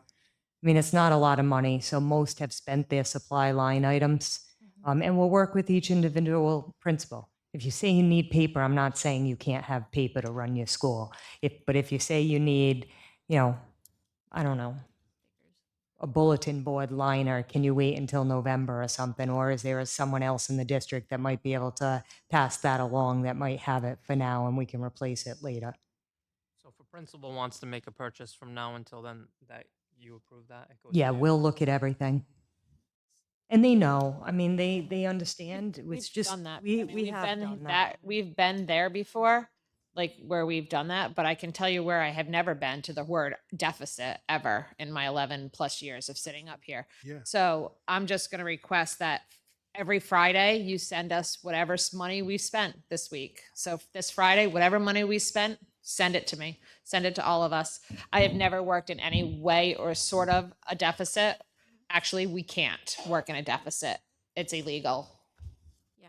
So we need to figure out what, and again, we have been sitting here from, I don't know, December about the substitute budget. We knew how bad this was, and it's still only going to get worse. So I'm going to ask HR to send me how many FMLAs we have for the beginning of the year. Obviously, no name, no school, just how many we're already looking at, so that I can get an estimate of how much money that we're already out, whether or not that's being filled by someone that makes $200 a day or that gets filled by somebody who makes, $105 a day, is going to determine how much more money we have and how much money we don't have. I don't even know what to say, because our last meeting, the word deficit did not come up. We knew we were having some issues, and we knew, underestimating a substitute line of $500,000 is a little ridiculous, but it's only going to get up there. And salaries, they're pretty much the most predictable thing we have. Salary is a salary. You make it or you don't. So if you could just please, on a weekly basis until we're in the position that I don't see red, I guess. Yeah, Just- we're not there yet, but this Oh, is yeah, just well, letting you guys know that it Right, could because happen. it's and our we need to- job, yeah, and we are in charge of it, and we need to make sure that that doesn't happen. So, to the best of our ability, I feel as though we can. So, any amount of spending that gets spent per week, at least I'm speaking just for one, but I'm sure the rest of these guys want to see it too. Yeah. I want to see it too, Jess. You're speaking for me because Yeah, I want to see it. it's an ongoing thing since, like you said, from December, and then we get it now. So the sooner that we know about it, Yep. the sooner we may be in the conversation because I'm a stickler for what I tell the public I do. I make a lot of mistakes in my private life and work. We deal with that all. But when you tell the taxpayers this, and I believe in this budget, well, like I said, we approve this. But if we're going to fill these gaps by shorting money from other line items, I want to make sure they're addressed in the new budget because we're looking at it. And like I said, I'm going to request and like I said, it's 47,000 for the kids. It's a little money. I have an issue with our electric bills and our utility bills. I believe there's probably, I just off the top of my head, there's $80,000 extra in these line items this year that we may be able to shift. So the question would be is, did we get the bills in for last month? We should have got them for now, right? Yeah. So if you can make a copy of them, leave it at the front desk, I'll try to pick them up Yeah. tomorrow. Yep. Because I just want to, I have an issue with them items Okay. that that they're high and we only got 2 months of school left. But I think we might be able to, well, Sandy lets us know where we shift that. If we're like $60,000 over savings in that's where we're going to fill this gap with, right?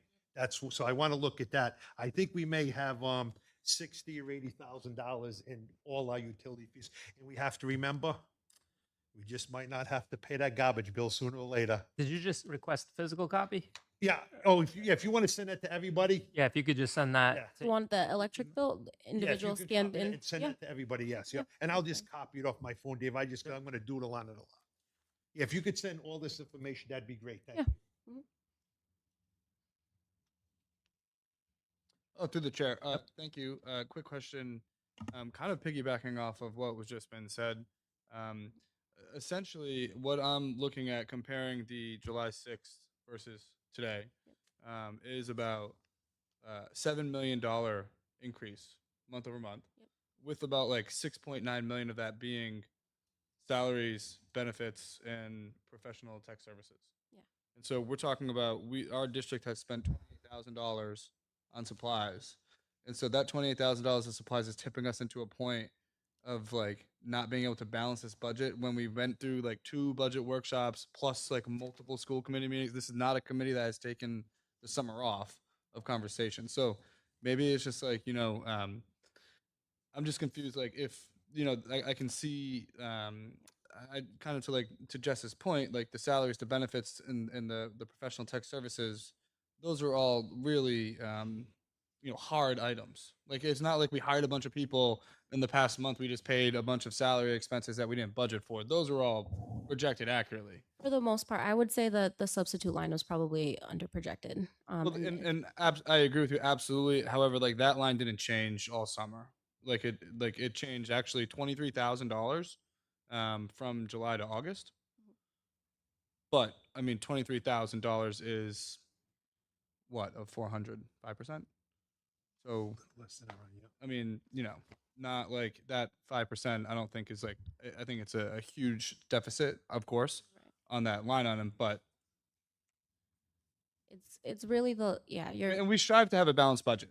Like this is like right. That's the goal, and it's really tricky and delicate of just like because it's it's not necessarily we're not in it to make money, but we also need to be able to spend accordingly and manage accordingly. So, essentially, what I'm hearing is that like the $28,000 we just spent in school supplies are putting us in like a hey, we got to freeze all spending. No, it's just one line item that we have control over. Correct. I mean, this is not a surprise. I mean, we give you financial statements every month. We've had conversations about line items that are overspent and, we looked at all of the salaries and what's due for the rest of the year. We looked at benefits. It is and it isn't fixed, right? people come in, people leave. Like when you look at speech therapists, occupational therapists, psychologists, like those are all services that we've had to provide that are now over budget. And those are not in the salary line item. Um, those are in the 5,300 series. So it's just a lot of, But we've been in a deficit on that line item for months. right. But now as you start to spend the other things that come up, like salaries, right? Right. Now you're looking at other line items. Okay. You know what I'm saying? Like now we move in more towards like we're done with this year's salaries. Now we pick up the new school year's salaries that include the increases but I mean, essentially, do you think that the month-over-month spending that we just did from July to now, Yeah. do you think that there were areas of spending that could have done a better job curbing, or we're kind of just going towards budget and we're always up against that wall, Yeah. and that's just I kind think, of well, when you have a balanced budget, yeah, it's always going to be very close. Yep. I think as you mentioned, the professional tech services, the 5,300 series is one that we have overspent. And I think you've seen that throughout most of the financial reports that I've seen that you've gotten in the past. And so it's something that escalates over time, right? Like we're getting closer to the end of the budget year and we have all these budgeted items in the salaries and other lines, but we've already overspent in the professional tech services. So it's going to hit our overall line. If it's not going to be balanced, if we're already going over in professional tech. The other thing So- that we have overspent on is our legal services. It's almost at $10,000 a month. We're double with what we were supposed to spend this year on our legal services. But that was underfunded compared to the year Not previous. compared to the years before that I have in front of me. If you look at the legal expenses, the averages over the last number of years, it was like 110,000 or something over the last 5 years. And We haven't even hit negotiations yet, which in all the other years we haven't hit negotiations with these guys. And we're almost at $80,000. we knew last year when we set the budget, things were tight. In the last few years, as I said last year, I mean, we cut 15 positions last year and there had been things that had been put into ESSA prior to that we had to get back into the budget. And so we had those conversations when we were setting the budget. You know, it's going to be tight every year. I mean, we're seeing what we're dealing with right now as we prepare a new budget and we're looking at line items and we have $1 million budgeted for subs. It's probably not going to be enough. So we're going to have to find another $200,000 to $300,000 to put into that line item from somewhere else if we feel like it's under budgeted. But that's the point that I make mentally in my mind. Like Ed mentioned, if the city doesn't give us that, and I had asked at the last budget meeting, where's the worst case scenario? So what you're saying, and I agree with you, because this is a tight budget.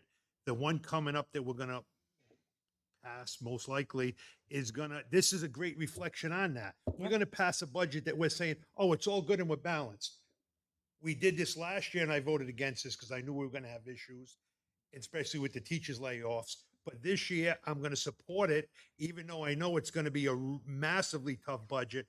But once again, I would have liked to have seen 2 months out, 3 months out. If we stay on this projection, here's 5 items we're going to have to start deducting from. Principals, put on freeze. That's what I think as a committee, because then we can give our input. But once you already put the word out, principals spending is stopped. What are we going to do about it? You put it out, it's there. My look at this is for the next 2 months, if this track continues, we got to have somewhat of an idea of weekly, like Ryan said, where we're falling short. Yep. If we look at the next 8 weeks before we get into the new budget, we should be able to protect pretty close. We're at, what are we looking at besides the principals freezing of their $47,000? What else are we going to get hit with? I would like to get hit with that on a weekly basis or as soon as we know versus coming to a meeting and say, okay, we're going to do A, B, C, and D.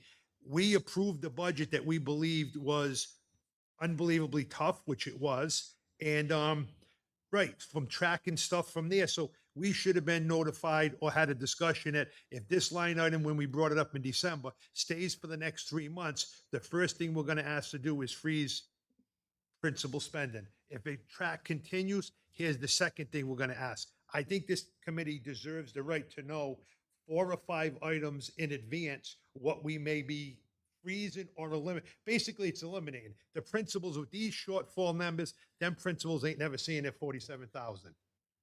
So what else on this list, if we technically borrow, it's going forever, that's where we need to sit down and know ahead of time, because we may be looking at that for the budget that we're gonna approve and say, well, if we gotta do these 5 items this year, guys, we may have to do the same 5 next year. If the city gives us everything we want, we still may need them 5. Right, which I did give you something on Friday with Yes, some yeah. proposed cuts. And I do think that we may have to make those cuts no matter what. Yeah. Like that's just the to thing. get, Yep. like, not even if the city doesn't give us the full percentage, but just so that there is some room in the budget if there's line items that are over. Yeah, I mean, we're looking at essentially, and please correct me, but essentially if we compare July through August, the month of July, we spent roughly $6.93 million. And we have budgeted $21.3 million remaining. And so that would cover August, September, October, correct? And so basically, like, where we're looking at is like we have like $10,000 per month to not overspend. Yeah, and there are some Pretty close, expenses that right? come up That's in basically July. where we are. So it's not like we're running a deficit. We're like literally like we just spent like the maximum this last month, and we can never spend more than that per month. And fortunately, but unfortunately, 80% of this budget are fixed costs through salaries and benefits. So we know what those are. Yep. Right. Those are all accurate except for substitutes and maybe a handle full of other things. Well, and salaries are coming in and out now, right? You have to remember those were because we have a split fiscal year, which is so hard to budget. We're not, every other district goes July to June, right? So your teacher's salary is consistent, your para salary is consistent. The September, October, as people come in and out too, like someone on first step may go, someone on top step replaces them, like, or someone on fifth step is going up. So we try to predict all of those things, but it's not as easy as if you're budgeting from July 1 to June 30th and you know what your salaries are and they're fixed. There is some changes in the September to October. Some of the reason that we did have such a big spending month too is we had to pay ESERI, right? Is that a quarterly We do a summer summer pay? so we front load all of that. What was Retirement system. Yep. So that's a big chunk. Yeah. Like we're saying the budget's tight. Like, and we just have to look at every line item and be as fiscally responsible as we can. I mean, it's knowing challenging- some is out of our challenging because control. our substitute line item tracks what, like $200,000 per month. Yeah. So we're already $400,000 over. So we're looking at two more. That's $400,000 we can project we're going to be spending, and we don't have that, right? I mean, in my really rough math with very limited data in front of me. Yep. So that right there is. I don't think September and October are not usually as high for absenteeism, It's but just the FML. it's the FMLAs that are, and someone came in and got paperwork today, like they're unpredictable. Yeah. And we're just seeing more and more of them. Yeah, I mean, according to the 5600 series supply line item, I think the total remaining in there was like $40,000. Yeah. We're just saying every line item. Yeah, controlling what we can control, which is Yes. great, but it's I think it's something that this committee does need to definitely stay alert of and think about where we're going to be able to recoup that $400,000 by the end of October.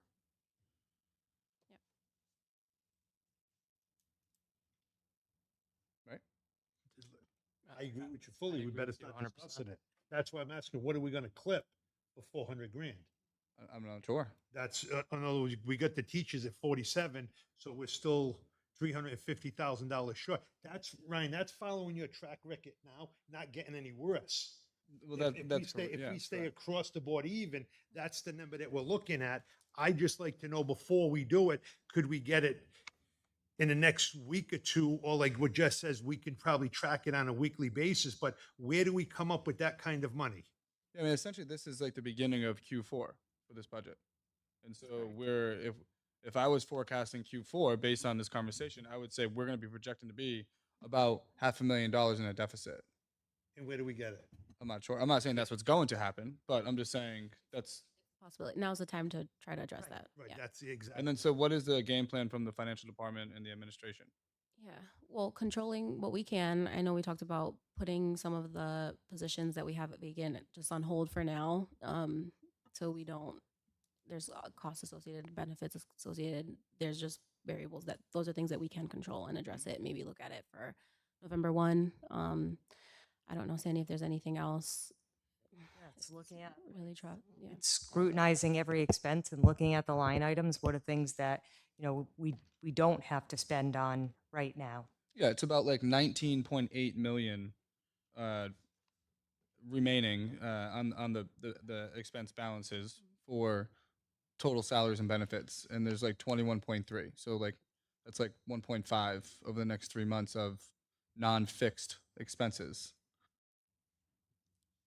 Alex, did you just say I want to make sure I heard you clearly. Did you say a freeze on what was that? Hiring? Just a pause on some of the open positions that we have. Pause on I the think open Sandy position. gave you a list of some open positions that we might consider just taking a pause or cutting out. See that? What are those positions though? Um, What do those you can go- positions look like? They're the ones that have been unfilled too. A lot of them that we've already have been telling you they've been unfilled every It's month. not The gonna make an benefit, effect on anything. It won't change the track we're already on because they're Right, that's- currently not filled. That's, but they were budgeted. Yeah. So those salary line items were in the budget. Maybe you could put together like a spreadsheet of like what the projections are. I'm just going off of just one Yeah. remaining balance line, but that line might not be tracking. Like if I'm dividing something by 9 and then multiplying it by 12 to get like to break it out per month, that might not be exactly what it is, right? Because if you're saying that we budget for X amount, we haven't been spending it. Now there's 4 months remaining.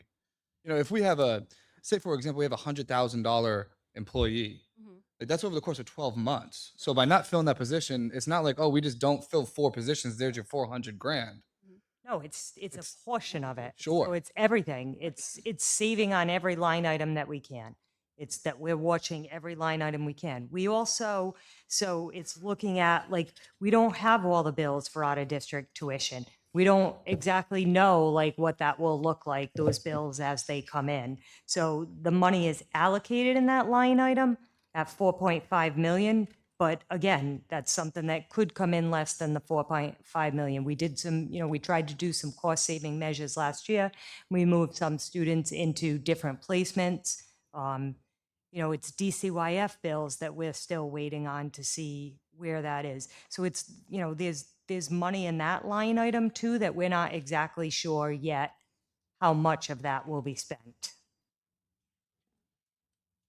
There's 1.686 in that line item. Right. Well, can we have that list? Because I'm following this, but we take the night facility, we had that in last year's budget for, Yep. don't hold, I think $85,000. So we passed the budget with that $83,000 or $85,000 in it. That position was never filled for the entire year. Yep. So that's $85,000 that, am I looking at this right? We can throw that towards that $400,000 deficit.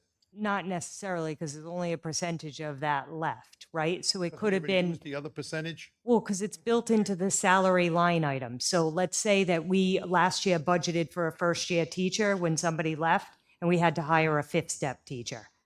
That money might have been allocated into the salary line item already.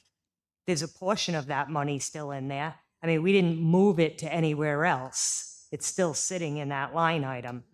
But see, that's where I get a little lost with it. We budgeted for a nighttime facility. We didn't, we budgeted 85,000, say, we didn't fill it. My math and my checkbook and my balance budget says in my home in business, I still have $85,000. it's in there because I never filled that position. The only way we wouldn't have the 85,000 in my personal and business thing is if I take $5,000 and $10,000 out of that each month saying, oh, I didn't fill it, I can take 8,000. Oh, I didn't fill it. So at the end of the year, we're down to now 2 months left and we only have 2 months worth of that 85,000.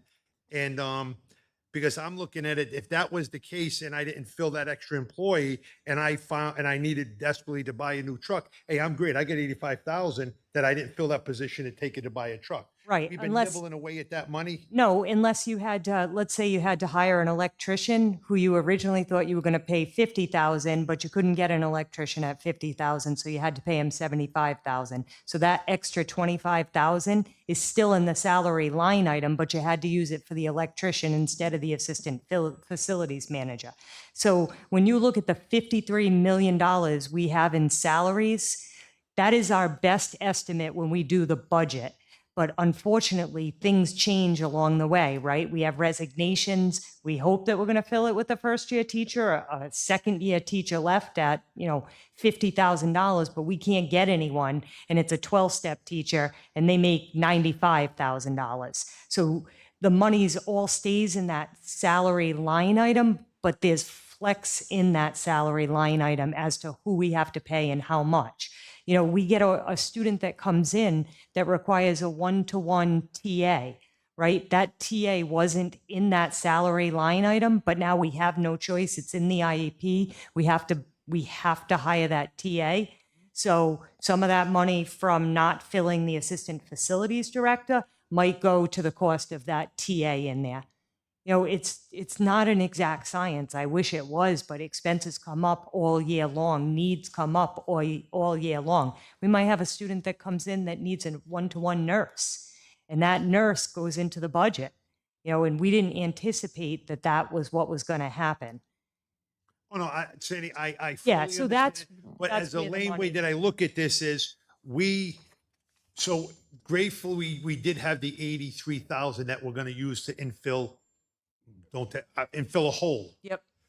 In the salary line item, or maybe not, maybe. But no matter what, we need that 83,000 because we never filled a position and that's not going to be in the plus category. It's going to be not there because we had to plug a hole. Right. We took $47,000 of teachers, of principals, that's going to be going to fill a hole. So what I'm saying is next year, I'm looking at this saying we need some more guidance on this to just squeak through so it's balanced.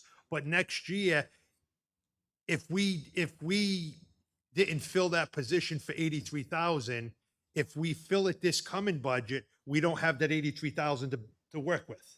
Well, it's in the salary line item for next year. Yes, but if we fill it, or it should be taken out. I don't think we should be passing budgets with line items in there that we're not filling.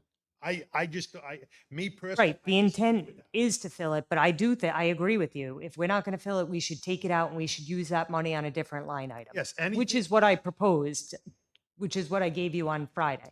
That's what I'm saying. So that's anything like that, saying I think we have to, because that warrants us sitting down, having a discussion. That's what I'm saying. The 5 items that you may delete, that has us to have a discussion now. Here's our 5. I believe we have the right to give you some input. We might agree with 3 of them, but we might not. We might have one other one that you may disagree. That's where I'm trying to say, I think we have to start doing that going forwards. And I think we have to prepare next year's budget for if we don't get the full percentage from the city, where we'd be looking at before the budget really passes to work with you on that. Because I think we're going to be in the same spot. I'm hoping the city gives us all that. Please, guys, make it happen. But they're in worse shape than we are. In other words, I don't think they got the fortitude to say that publicly. And I want to thank you for that, Sandy. I know she works there, and I want to thank you for that. But I don't think the city has the fortitude to sit there and tell the taxpayers exactly where they're at. This is where we at. We don't hide one penny. I want that clear. We may have to manage it a different way, but we've never hidden a penny while I've sat here. Jess, I think you would agree with that. But we manage it a different way, but we manage it right how in the public. Yeah, I mean, And I praise and thank all of us. I don't think we'd ever change that. and I'm That's big. hoping that we don't get to this point, but we have a fiscal responsibility to let the committee know that with 2.5 months to go, we are concerned.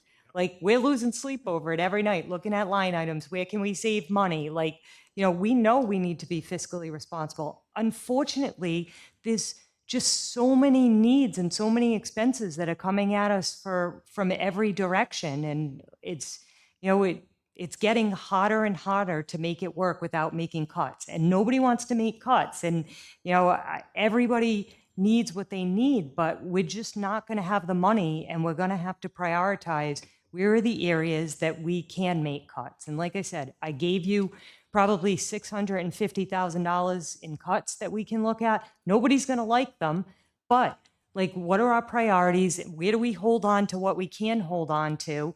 And where do we make cuts so that we can make sure that we're not in this same situation come, August of next year?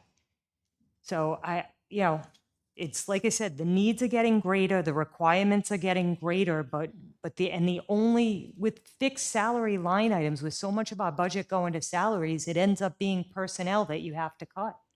There's just not a lot in other places. And saying that, just my paperwork's a little crazy right here, but can you, because there's a rumor that's out there that our population is dropping like there's no tomorrow.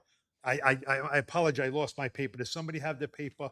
Yeah. It's still. You see it That's what I'm saying, Sandy. I don't know why there's talk out Nope. there that, the population of the schools dropping, they're looking for more money. That's as Nope. false as it can be, because high school enrollment 1696. Yep. It's a little higher than it was last year, but again, like, They change a they're little. still coming and going. We had 5 new registrations, but I'm sure we had drops too. Middle school, we're at 1,087 between the 2 middle schools. Elementary, we're at 2,106.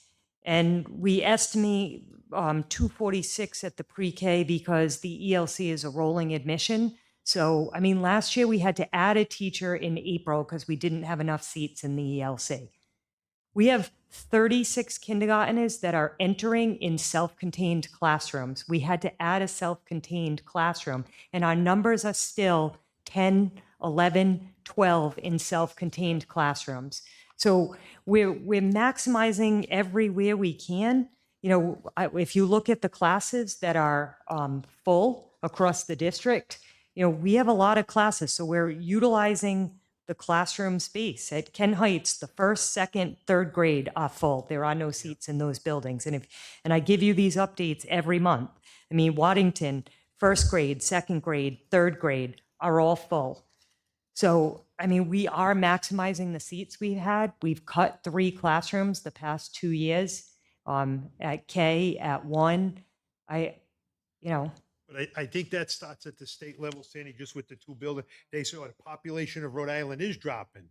It is. Well, And some districts are seeing that. We're staying on track, but Right. still on track. 5,300 kids. How many more hundreds of units are still slated that are going to be coming online? Hundreds and hundreds of units in this city are still coming on slated. I mean, this is why the myth from the state saying the population of students are dropping true across the state. Focus on the districts where it's rising, and for some reason inside the city of East Providence, there's talk that, oh, you guys, and I'm right now I'm looking to prove 103 million. We need it. We got good education, good kids, but the population is not dropping. And the needs of the population coming to us are more and Radar, more yes. intense. And I think that's what consumes a lot of our services too.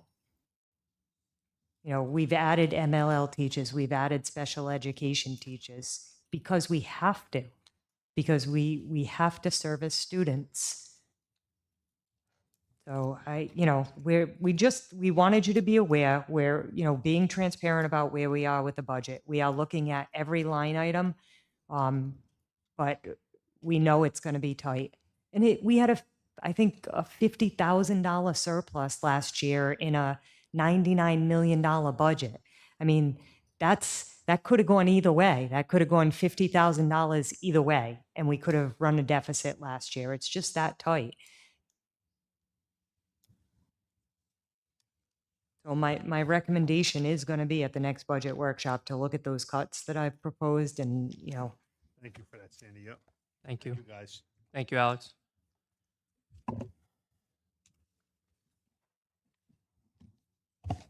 Next item. Building committee report.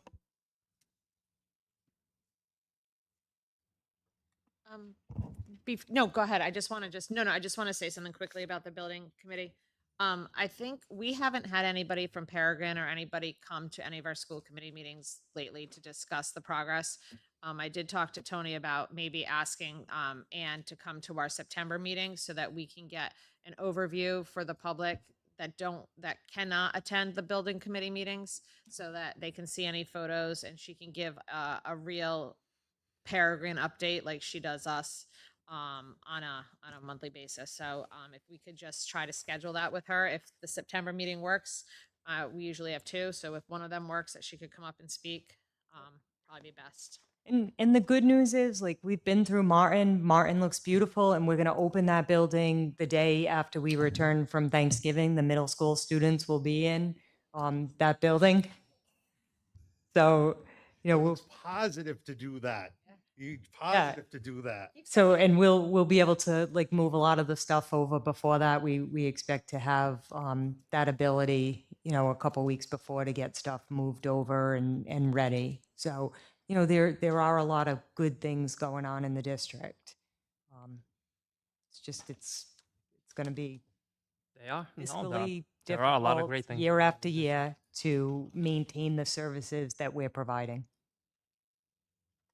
Through the chair, would she also be able to update us on what the contingency balance is, please? Thank you. Go ahead, Danny. And all Okay, that. so She can reiterating update a in few- September. It's all here too right now. So reiterating a few things I said earlier. So Waddington is continuing with white out of the ceilings, HVAC testing, flooring, painting, millwork, and project progress is being made day to day. The new water service has been hooked up. Masonry continues where the old univent intakes were, and the curtain wall in the rear of the building has been installed along with the new windows. Full cleaning by Shawmut will be done on the 11th, and move-in is scheduled on the 14th and 15th with the district. The full turnover is set for the 18th. The water mitigation drainage is set to start on Monday, August 18th, and projected to be finished by the end of September. So we will be working on ensuring a safe pathway for students and staff while the work is commencing. At Martin, the project is 64% complete. Kitchen equipment is being installed. The rooftop HVAC has been set. Finish work, flooring, doors, and paint continues on the interior. Exterior sidewalks, curbing, siding panels, and existing brick graffiti removal is taking place. Low voltage work and security is ongoing, along with fire protection. The HVAC units have been started up and are operational, and we are still on track for the November turnover, with logistics being prepared for the phase 2 construction outlook for the pre-K.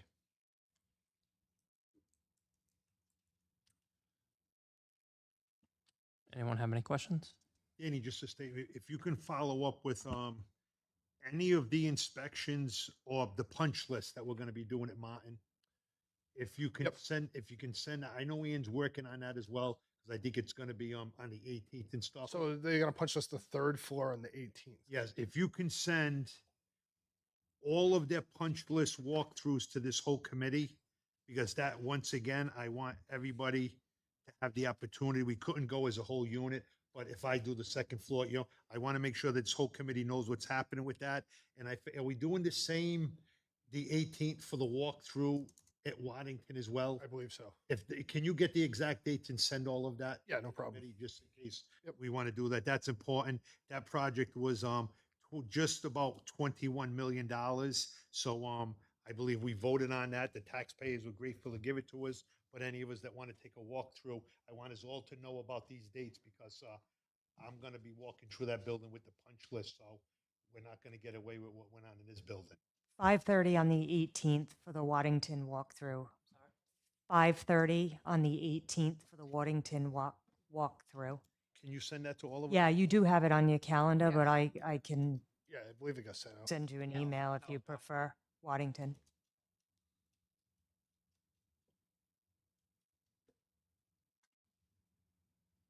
Thank you. And Sandy, just to follow up, should we just post that? Because I know just to be on the safe side, in case 3 of us do show up, we'll post that, and then, you know what I'm saying, we'll be okay with that. So we don't get anything said about it. Thank you. It's only more than 3 is considered a meeting going Next item. Public comments?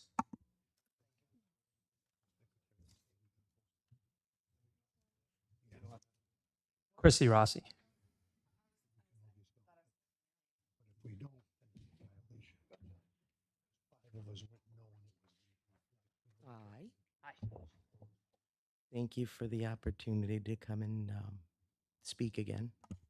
Um, the budget that you guys have been looking at, is it like 3 or so pages of 11 by 17?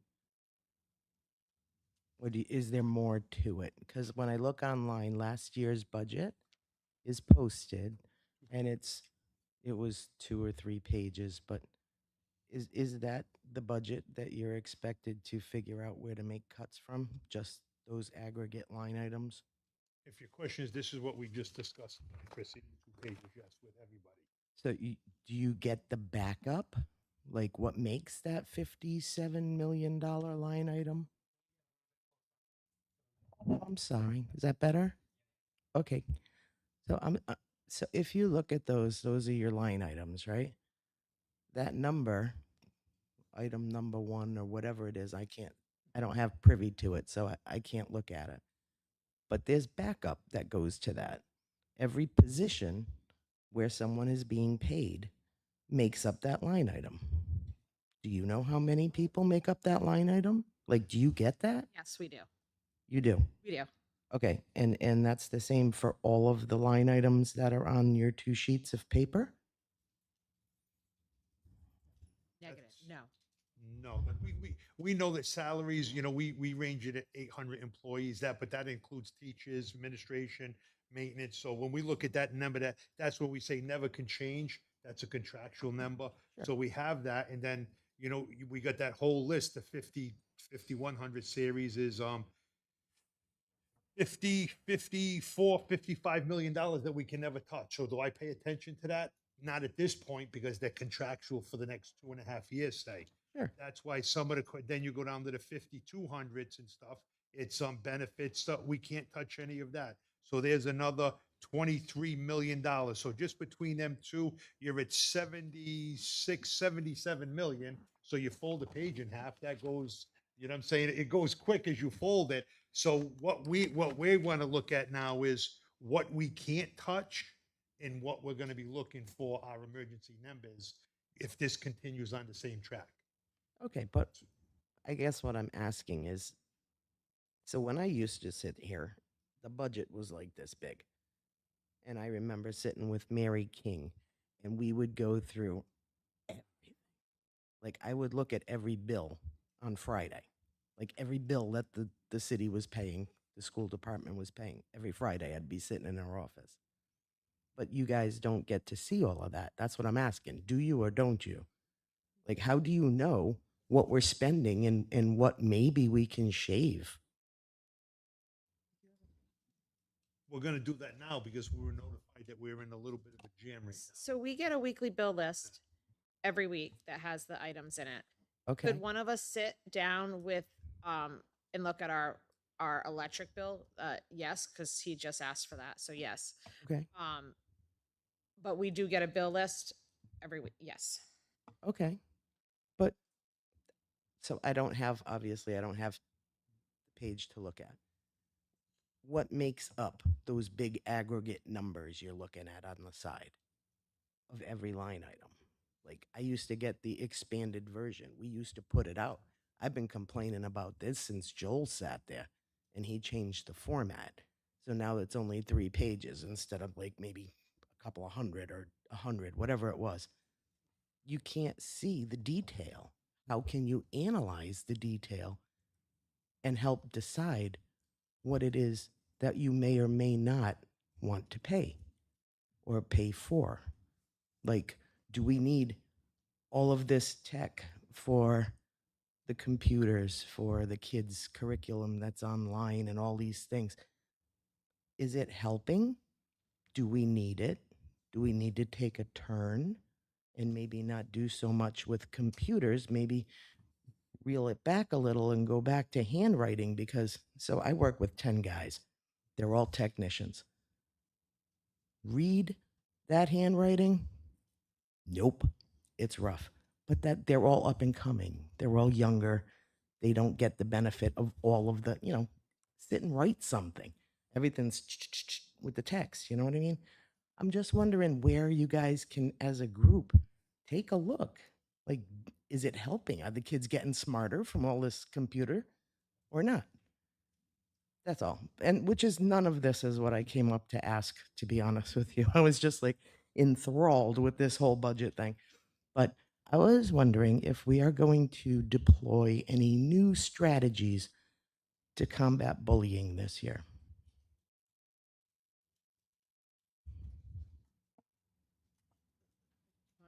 Uh, I mean, from a policy standpoint, or I'm just trying to figure out.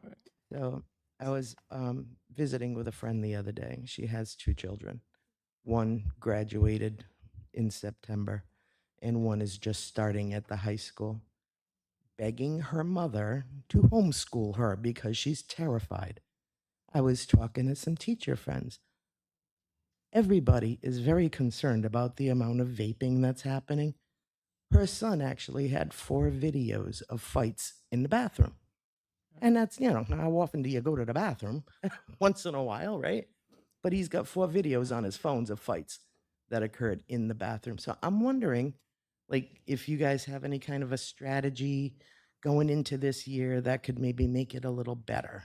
That's what I was just looking to ask. Well, I can speak for myself. I'll certainly be putting something out there on our next agenda with regards to vaping in the high school. Absolutely, that is something that we're going to address, not just from a policy standpoint. So the matrix that So the you matrix, guys, yes, so the matrix that was presented tonight yeah, has gone above and beyond the bullying category. awesome. I was really, I mean, can I get a copy of that? Yeah, That's- so I was as soon as it's psyched with read that. out of the draft, that's what I asked. I'd like it out immediately. Sure. The bullying at the high school, one of the aspects that I liked, and I didn't say it during the meeting, but I am going to say it now. It does have a social probation aspect to it, which students at the high school who play in sports or music or theater or any kind of extracurricular activities, I find when social probation becomes we're going to put you on social probation, I feel like they seem to pay a little more attention because that takes them away from what they like to do. Mhm. So I noticed that they added that, and and as one of the consequences, and I like how they added the options. I mean, I believe that they're quite strict. They also did at the middle school, where I believe both middle schools need it the most, based on my knowledge. The elementary school does refer to the state bullying policy as well, so which is the one that we have adopted as well. So that's my 2 cents on it. I do believe once this is released, and as Tony had said, parents need to read this. I think they need to be very well informed of these new behavior matrix. So I think it's wonderful, and it's a long time coming, and congratulations, because this is going to be probably a big difference. So thank you for your time. Thank you. Thank you, Chrissy. And if I can just add, right, this is a team effort, this is a community effort. And I think that the adults should also be teaching and modeling appropriate behavior. And we have seen some incidents in school, we have seen issues on social media. So I would hope that we would get the support from the community also to support and model what is appropriate, how we should treat each other with kindness, how we can support each other, because that is the type of community we are. So, in addition to what we do in schools, we can't do it alone. We need community support to do this. So, Absolutely. I And you agree. can- I really am pleading with families and the community to treat each other with respect and to model for our children what we expect in our classrooms, on our school buses, in our community. That's a really good point.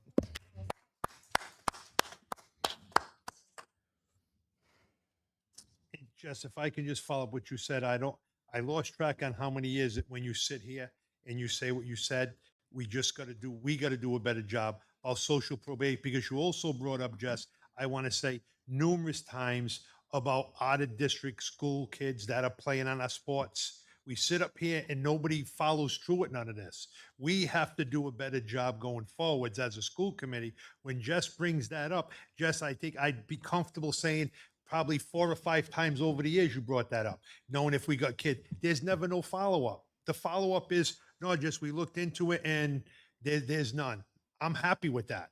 But we get nothing. That's a problem. Like again, just like now, I talk to people. I got a picture of the vapes thrown in the toilets when I was there about 4 weeks ago. You talk to the public and they're like, there's no way that happens. They don't even allow vaping into high school. How can they be clogging toilets? If we put these pictures of these hundreds of thousands of dollars worth of damage in these bathrooms, that's when you're going to get the public. Because remember, my son don't do that. Well, if everybody's son and daughter didn't do that, here's who's doing this. Who's doing this? And without the public seeing, because they just think that we have nothing better to do except complain about vaping in the high school. There are kids that will not go into these bathrooms because they're scared of the consequences if they get caught up in the whole mix of what goes on there. I sat down with a classroom full of them on June 4th for a civics class and had to listen to 18 kids It's read shameful, emails to me stating that they don't want to use our bathrooms. They're terrified to use our bathrooms. In fact, they conducted a survey. I believe it was 600 students that were surveyed. 92% of them, 92% out of Use the 600, bathroom. It's a shame. don't want to use our bathrooms due to the vaping issue in our schools. And so a lot of that could fall into attendance and stuff like that. Those are the core roots that we hear, like you heard, Dave, you've seen that from the kids themselves, not even parents. Yep. Those are directly from the kids. When the kids speak and they don't see we as a committee taking action towards this or reaching out to them and saying, this is what we're trying. What are some of your ideas? I would like to have some of them maybe come here. I did try that. I tried to get them to Intimidated there, yeah. Well, no, I don't think it was an intimidation. I think it was the second meeting of June. It was summer and they had other fun things they wanted to do, but Yeah. I did invite them and I'll invite them again. That'd be great if we can get some of that input to see, because those are some of the core things that we can work on, hopefully, and doesn't put no pressure on the education portion. Right.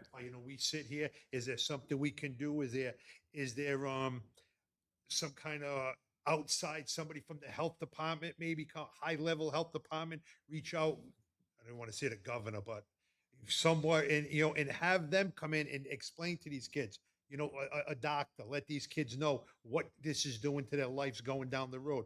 We have to start trying to do something without always putting it on the teacher or the administration. Or let's see agree. if we can get some outside professional in here. I remember going to a couple courses when I was at the high school. Can't quite remember what they were, but they brought people in when there was issues and we're like, wow, is that really what's going to happen to son? We used to have the crash car at the high school for graduation. We used to have that other state troopers had that crash car dummy. You would sit in it, not wearing remember. a seatbelt. That's what happens when we as the adult society lets that be taken away from our kids. This is the road they're on. But that's, I think, why we all might have grown up with some of them issues. And they worked for us. I think they worked for a great portion of the city, but they take it away. They take it away. We got to do a better job of trying to push to get some of that brought back in free. And let's put this together going forwards. We owe it to the kids first, but we also owe it to the education that's doing a hell of a job for us on a daily basis with these kids. Thank you. Kimberly, I really appreciate your patience. Thank you. Sorry No about problem. It's been a long night for all of us. Kim Lee, resident of Ward 4. My children are not in high school yet. They're all in elementary school, so I don't even want to hear about all the vaping. Okay. I am part of EPIC, and EPIC sent you all a letter just to encourage you to continue to protect the rights of all of our students, transgender students, and students who have been impacted by ICE and immigration detention. But I wanted to speak actually on a couple of things, just thoughts I had while you all were speaking tonight. The behavior matrix sounds fantastic. So thank you to everybody who spent so much time working on that. I've been teaching for over 20 years. The restorative practices are, there's a lot of research behind that, and that's definitely the way to go as a teacher. I don't want you to think that me being pulled to meet with a student is going to be taking away. That's only going to add to their education. So, teachers need to be forming those relationships with those students and having those restorative conversations. That's really important. And the part of that, though, that I'm wondering about is the SEL curriculum. We had two more EPIC members who both had to leave, so they couldn't make their comments. But asking them if they knew what their child's school's SEL curriculum was, and they didn't, and I don't. I know you mentioned some great ones, conscious discipline and second step. Conscious discipline takes a lot of training. It's fantastic, but I know that East Providence teachers don't have that much professional development time. So I am just wondering what type of professional development they will get to support this behavior matrix, because it's a lot and there's nuance to the language and the tone and there's just a lot that goes into it to make it successful. And I've had bullying instances come up with my kids at school, and their teachers have handled it well.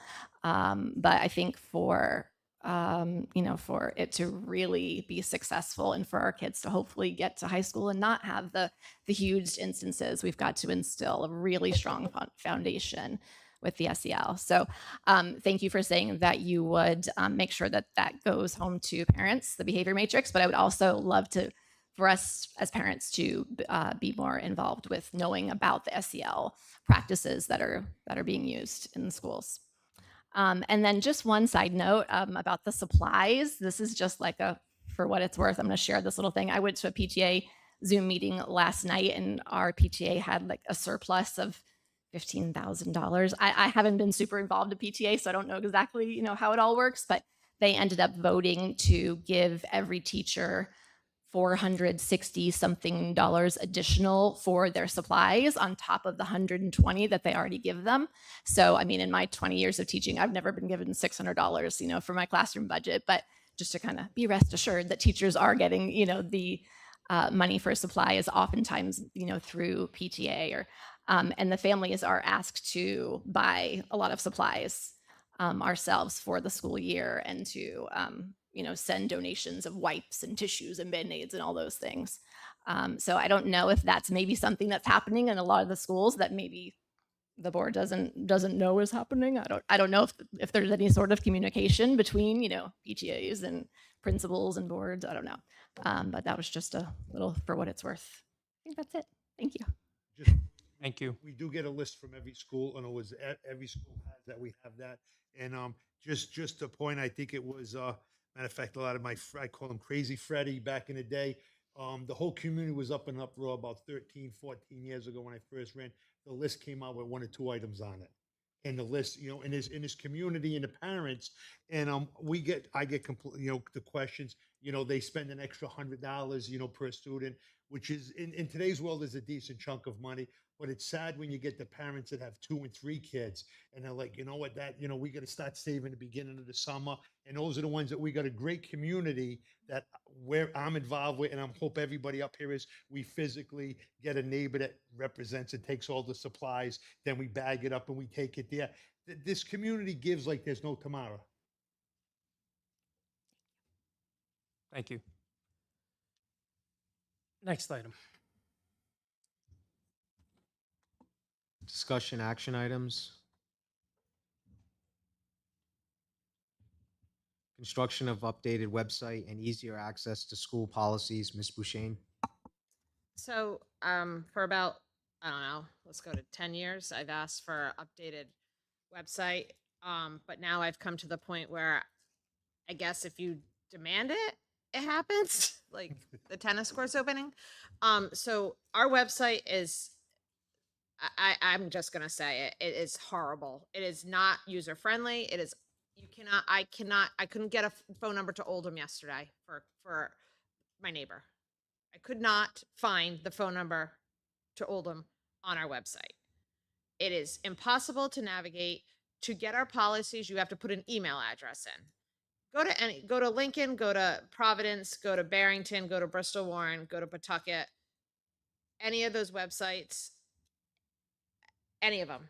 And it is just so easy to navigate. You can pull up a policy within 2 seconds. We have Skills USA winners that went to Atlanta and won awards on developing websites. We have a CTC program where computer programming, where they develop websites.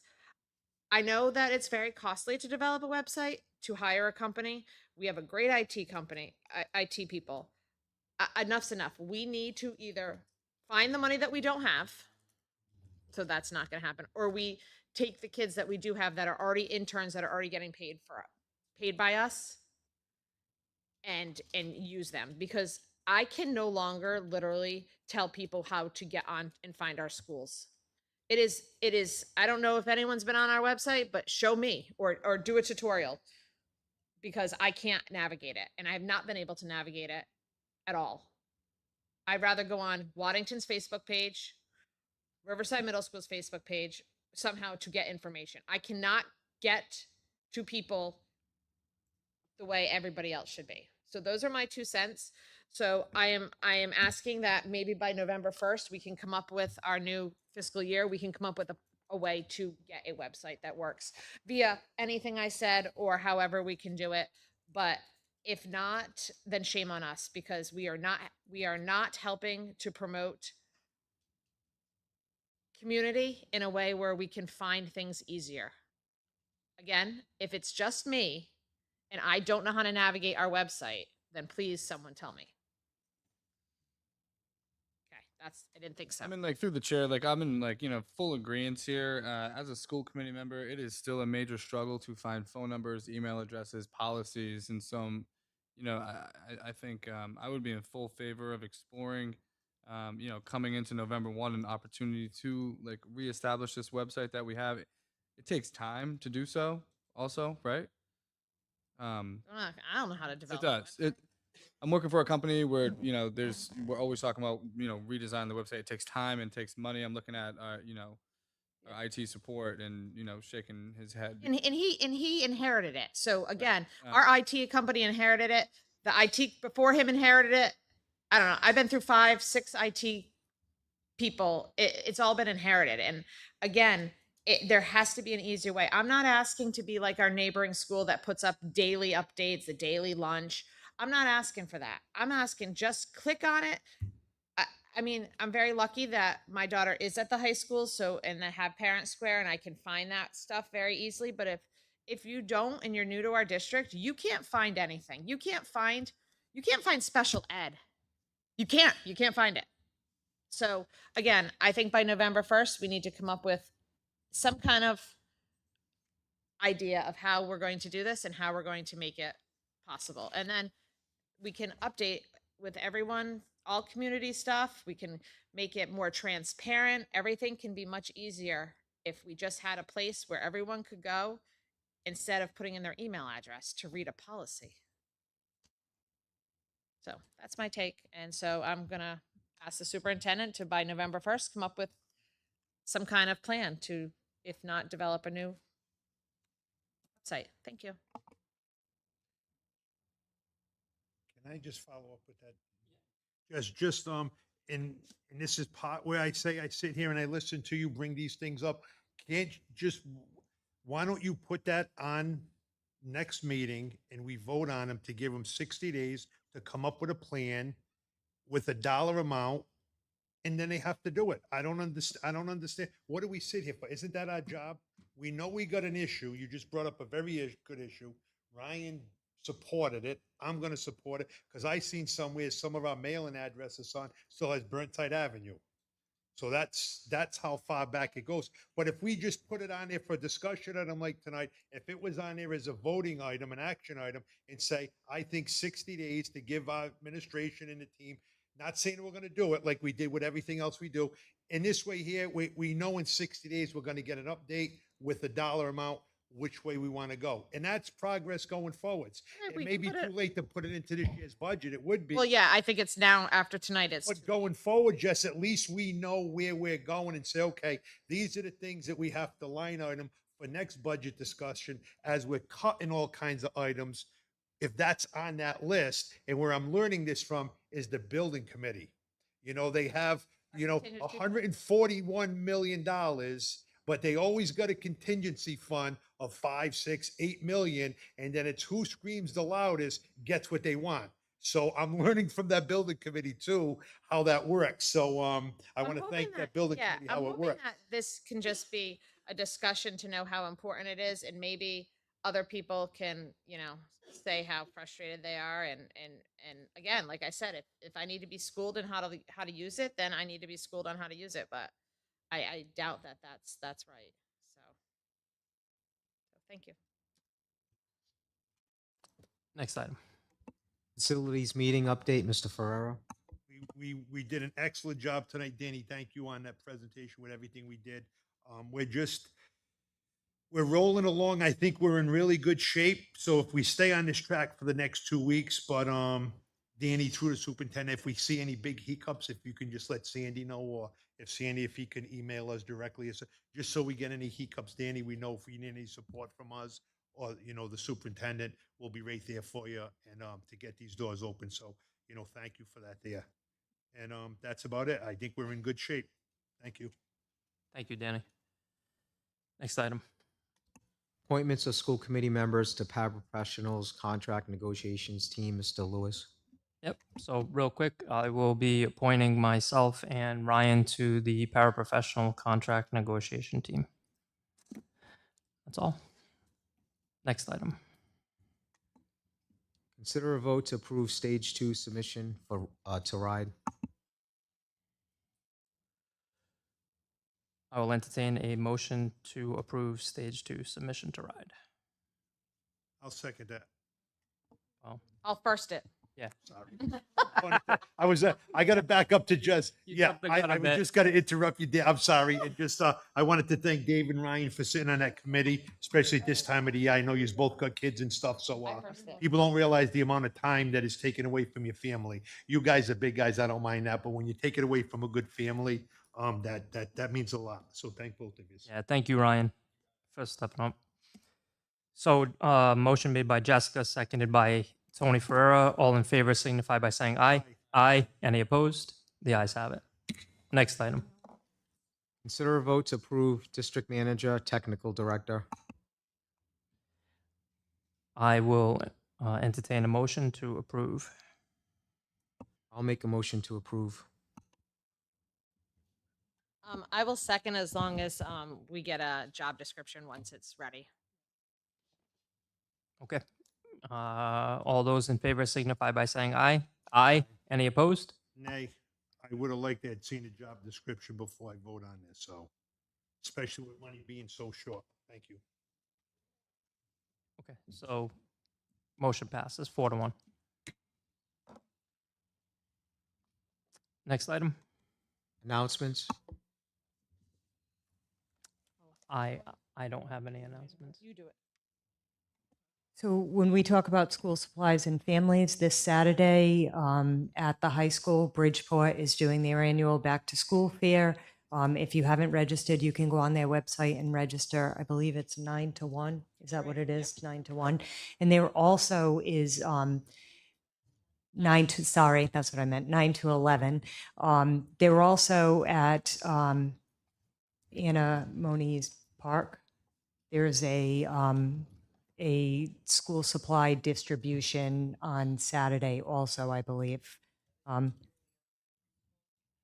Bridgepoint typically does the elementary school, like pre-K through 5. I mean, and then I know Christine Alves has done a lot of collection that she'll be distributing at the park on Saturday. So that's also available to people. And if it's, I mean, you can always reach out to the schools. We do have opportunities. We have some law firms that have donated backpacks to us. We can always help out.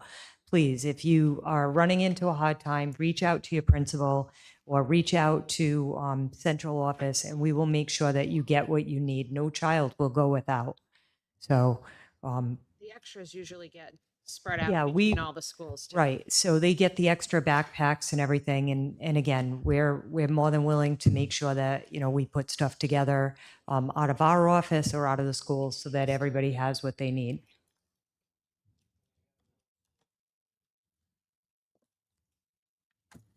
Yeah, our community is very generous and we truly appreciate the support that people provide. Is there a particular distribution or it goes to the middle schools, right? Working with the principals? Okay. Yeah. Yeah. So reach out to your principals if it's, if you're having a difficult time. They will be able to get you what you need. Any other announcements? Hearing none, I will entertain a motion to adjourn. I'll make a motion. I'll second that. All those in favor signify by saying aye. Aye.